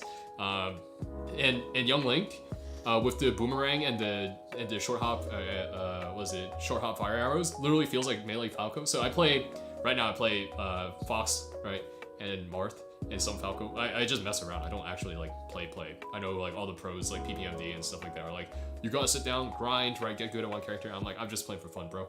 But like I play mostly Fox, Marth, and Falco, and so all those in Young Link and Lucina helps me adapt to the game better. But yeah, anyways. Don't forget chess. Yeah, but chess isn't a video game. Chess is a game, yeah. So I recently started getting back into that now, I guess. Yeah, the Smite grind. Yeah, I haven't played Smite in a long time. I used to play, okay, I'm a very 1v1 sort of guy, right? I like to see who's better and like figure out my opponents and stuff like that. So most of the time when I play Smite now is like the 3v3 joust. But like back in the day when I was in high school and I played actually a lot of Smite, I would play basically only duel. I never got that good. I think the highest rating that I got was like Diamond like 5, but that was because there was some glitch in the qualifiers, and I just won like a whole bunch of qualifier games against easy people, and I like somehow ended up in like either Plat 1 or like Diamond 5 or something, and then I just didn't play anymore, and I ended the season like really high. But I usually, like when I was actually into it, I was like, you know, gold. I wasn't good. But yeah, Smite has ruined too many hours of my life. Yo, time to add a Smite channel to my Discord. You know, it's time. 1v1 me, you won't. Literally everyone that's like, you know, whatchamacallit, who gets salty when they lose in Smite, or like, I guess it's more of a thing in Smite. League, people just rage. I haven't played League, but like, it's like 1v1 me, bro. It's like, no. What do you want to do? Like, on her Ditto? Like, on her mirror? Or what are you gonna do? Like, play like a Guardian against my... I'm gonna play a Guardian against your Hunter, and you're gonna beat me like mid to end game, or because I can't clear wave in 1v1. It's like, cool. You're so good against my Ares. Like, wow. Yeah, you can sell all the cards for 3 times the price. You should do the same for yours. Yeah, join the scalpers. Join the scalping squad. Stonks. What are you gonna do for my 10k special? I have no idea. Maybe finally play that recital, the live stream. At this rate, you know, I had like some specials lined up, but I literally thought I was gonna hit 500 subs in June, or something like that, right? But instead, I'm already at 5,000. So like literally all, like I had planned, like once school ended, I was gonna do some stuff for like 500 and then 1,000, and like, you know, whatever. But instead, we hit 500, and I was like, okay, looks like I'll have to do something, and I did the Unravel stream. And then like literally the day after the Unravel stream, I was like, at like 1k. And so I'm like, I can't. What am I gonna do? Like another like 8-hour Unravel stream? Like that's not happening. But yeah, I don't know. We'll see what happens at 10K subs. At some point, I'm playing that recital, that live stream concert thing. And when I play that, that will be the sub goal for whatever we just hit. And it'll be the reward for that. Yeah. Am I doing full-time YouTube? No, I'm a full-time university student. So YouTube is currently on the side, but over the summer it will be what I'm putting all my time and effort into. Also play Smash for fun. Slippy was made because it let you play Melee. Bro, join. If you're in my Discord, we should play some Melee sometime. That's all I gotta say. Yeah. Dude, Melee's some good stuff. Also, actually, I got started in competitive Smash with Project M. So Project M is what I probably am, or at least not anymore, right? But back in high school and into early years of college, like even I played very little at my school's Smash club, and like I just didn't have time for it. But like the one tournament that I played at, it was like very informal. It was at one of their hackathons, and for whatever reason, they just had a Smash tournament, and I absolutely bombed out of Melee, but placed pretty well, like third in like Project M. Also because nobody plays Project M, but my Denki Kang, my Thunder's Rain style Denki Kang, some good stuff. Anyways, have I seen the Seaboard block? No, I've not. Kepri Battle Bug? Let's go, 1v1 me. You won't. What are you studying in university? Thanks, John. I appreciate that. When did I get into anime? I got into anime for real last, I think it was end of last April or like May. Again, my friends got me into SAO in 8th grade, and SAO season 1 ends very poorly. Yeah, John's really good at that fruit. He's the mod in charge of that, I guess now. But I got into that sort of stuff in 8th grade, for Arc 1 season 1 8th grade, and then Arc 2 season 2 just ruined it for me, and so I haven't watched since. And then I started getting into a little bit of JoJo because of Giorno's theme was cool. Fonzie's Giorno's theme was cool. I saw the JoJo versus Dio. Oh, you're approaching me now, right? And I was like, I need to see where this meme comes from for context. Realized that it's the end of 2 seasons of like 40 episodes of anime. I was like, I'll watch some JoJo Stardust Crusaders, right? So started watching that a little bit on and off, and then I watched Anohana late April, early May, and that's what hooked me. Because I watched Your Lie in April immediately after Anohana, and that still to this day is my favorite anime. And even going back and rewatching some of it, I'm like, yeah, it still holds up after everything else that I've seen. So yeah. Switching from Ultimate to Slippy Melee was such a good decision. Internet is so much better. Yeah, dude, rollback is such. I am. You should do your pizza, John. You really should, because you're much busier than I am. John's program is much more intensive than the physics program at the school that we go to. But yeah, oh my god, rollback netcode. I don't understand why games don't implement it like more, like modern games, right? I know like Guilty Gear Strive or whatever has rollback, and that's why a lot of people are playing it, because people like Arxis stuff. But like, Dragon Ball FighterZ, like how hard would it be? I guess now that the game's been out for so long, right? But like how hard would it have been to implement that into like even fighters, right? Or like, I think Mortal Kombat has rollback, if I'm not mistaken. But Street Fighter 5 doesn't. It's like, you have so many patches of Street Fighter, why don't you add that? But see you, Sam. Thanks for stopping by. And I don't know how difficult it is to program. I watched like 1 or 2 videos on it, just people explaining it, and they purport to be like programmers or whatever. It doesn't seem like the hardest thing. It seems like slightly more effort, but if you take into account, like, as you're developing the game, at least what they say, it's not that difficult. And so I'm like, dude, you're literally making a game where frame perfect inputs are like a necessity at the top level of play. Instead, you're gonna make it delay based. It's like, okay, I don't get it. Anyways, offline ultimate on 1 millisecond monitor. I opened my eyes and realized how butt online is. Bro, I played so much with my friends last year. We would play online sometimes, and I'd be like, against like, randos, and it would be like, how? Like, how do you play this?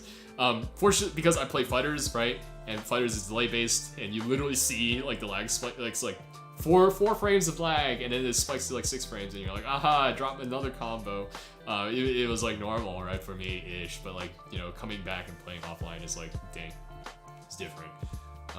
Yeah, melee does slap very differently on top of that.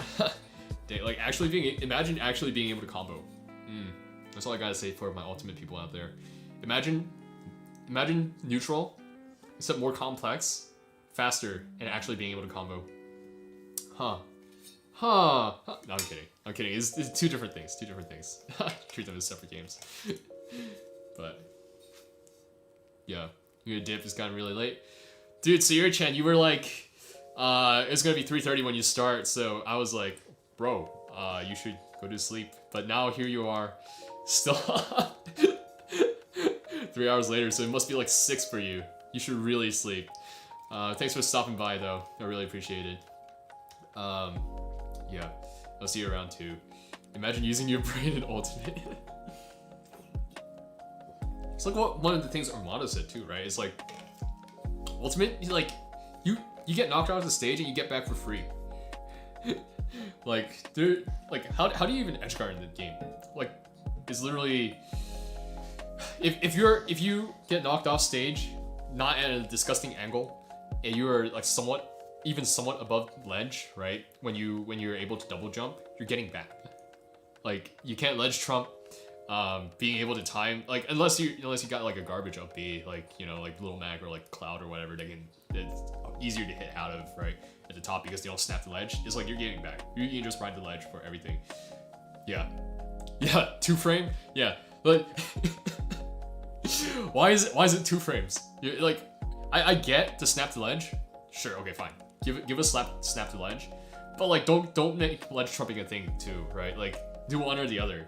If you wanna have ledge trumping, then like don't make it so that everyone snaps to ledge and immediately gets invincibility the moment that they grab it, right? So that you can at least like on stage edge guard, right? Because off stage edge guard really doesn't do anything either. You just ride the wall up the. Okay, anyways, I genuinely do enjoy ultimate when I play it, right? But it's not melee. That's all I gotta say. It ain't melee. But man.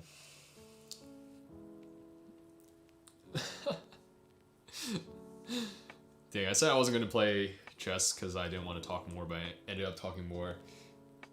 It's like a drug. I can't stop. Edge guarding is a Pikachu specific ability in Ultimate. Yeah, it seems like it. Well, just Thunder Jolt and just people runs into it because they can't ride the ledge. Surprise, surprise. Pikachu top tier. No, I'm kidding. But yeah, really, Ultimate. I enjoy my Lucina. I enjoy my Ike. You know, and yeah. Fox up smash hits different. Dang. Yeah. Dude. Shine out of shield hits different. Bro, I remember playing Ultimate online and it was like the worst thing ever. It was like really weird, right? Because I remember the kill confirmed that you can fish for online the most because people don't know. It's really weird. And it's so easy in Ultimate too. Is run up, shield, up smash out of shield. Like that, I don't, it's like why people just don't expect it. Like why is that, like why don't people know that up smash out of shield, like out of shield options in Ultimate are like spot dodge cancel jab or something, spot dodge cancel grab, or like jump out of shield and like nair or like fair or something because all nairs are so free, or like more free I guess. But like in Melee, bro, you got three frames of jump squat to hit that up smash out of shield. Like you better be hitting that up smash out of shield. You know what I mean? But you hit that Fox up smash out of shield on an unsafe like Marth fair, bruh. Let's get it. No. Bullet chess is a video game. Yeah, I mean, it is funny watching like live over the board bullet because like they're like move and then like slap the clock, right? Because you have to hit the clock with the same hand, and it's like it's so interesting how all the pieces just end up like all over the place. And yeah, but online, right? Online, pre-moving the entire game, like how Hikaru pre-moved the whole game against Magnus Carlsen and won. Dang, that's true bullet right there. I'm kidding, by the way. He didn't actually do that. It's a meme. But Anyways. All right, friends. Thank you guys so much for stopping by and listening to me talk, I suppose. And this is the comeback stream, right? It was good to take 2 weeks off because you know, dealing with like excuse me, like figuring out how I'm gonna handle like comments and like, you know, like building a Discord and like how to make like, you know, the reviews process like better, and also, you know, just dealing with, hey, now I like more people see me, right? Which is kind of weird, you know, like 80,000 people have seen my face and I don't know any of them. Like, I don't know. Have you like that's just a completely foreign concept. And it's kind of hard to wrap your mind around, right? And then also, like 80,000 people now have a separate opinion on me. Maybe like some of them think I'm cool, and some of them think I'm like boring, and some of them think I'm cool enough that they left a comment telling me that they think I'm cool, and some of them thought I was boring or dumb enough that they left a comment telling me that they think I'm boring and dumb. So it's like, okay, I know a few of you. Yeah, that's very true. That's very true. But yeah. Anyways, it's a very foreign feeling, and I don't want to make it sound like, oh, it's like the G Khaled, right? Like suffering from success, but it feels like very 80,000 on the Animens video, Fruit, not like 80,000 subs. That would be insane. But like it's like really, which is still like 80,000, somewhere around like the ballpark of 70 to 80,000 people have clicked on that video, listened to me talk for at least like 3 seconds, right, and heard my voice. Yeah, so it's like, it's a little bit overwhelming, right? And it's a little bit strange, and it's a little bit scary, but it's also a little bit encouraging. And so I think taking 2 weeks to think through that and like just relax and chill a little bit was very helpful. Yeah, I don't know. I don't know how I'm gonna keep streaming in the future. I'm gonna keep streaming, right? I think 3 times a month is the bare minimum, but like maybe once a month I'll take a week off because, you know, putting out 2 pieces of content a week is quite a bit. But anyways, friends, looking forward to some melee or chess calls. Yeah, it's time. 20xx is upon us, my friend. 20xx is upon us. You want to get good at piano? You want to get fast fingers? You gotta. If you can't mash, like if you can't do 60 multi-shines in a row, frame perfect, then you're not going to be good at playing the piano. That's all I gotta say. That's all I gotta say. Yeah, the algorithm do be scary sometimes, because it just loves everything Animens unravel. But yeah.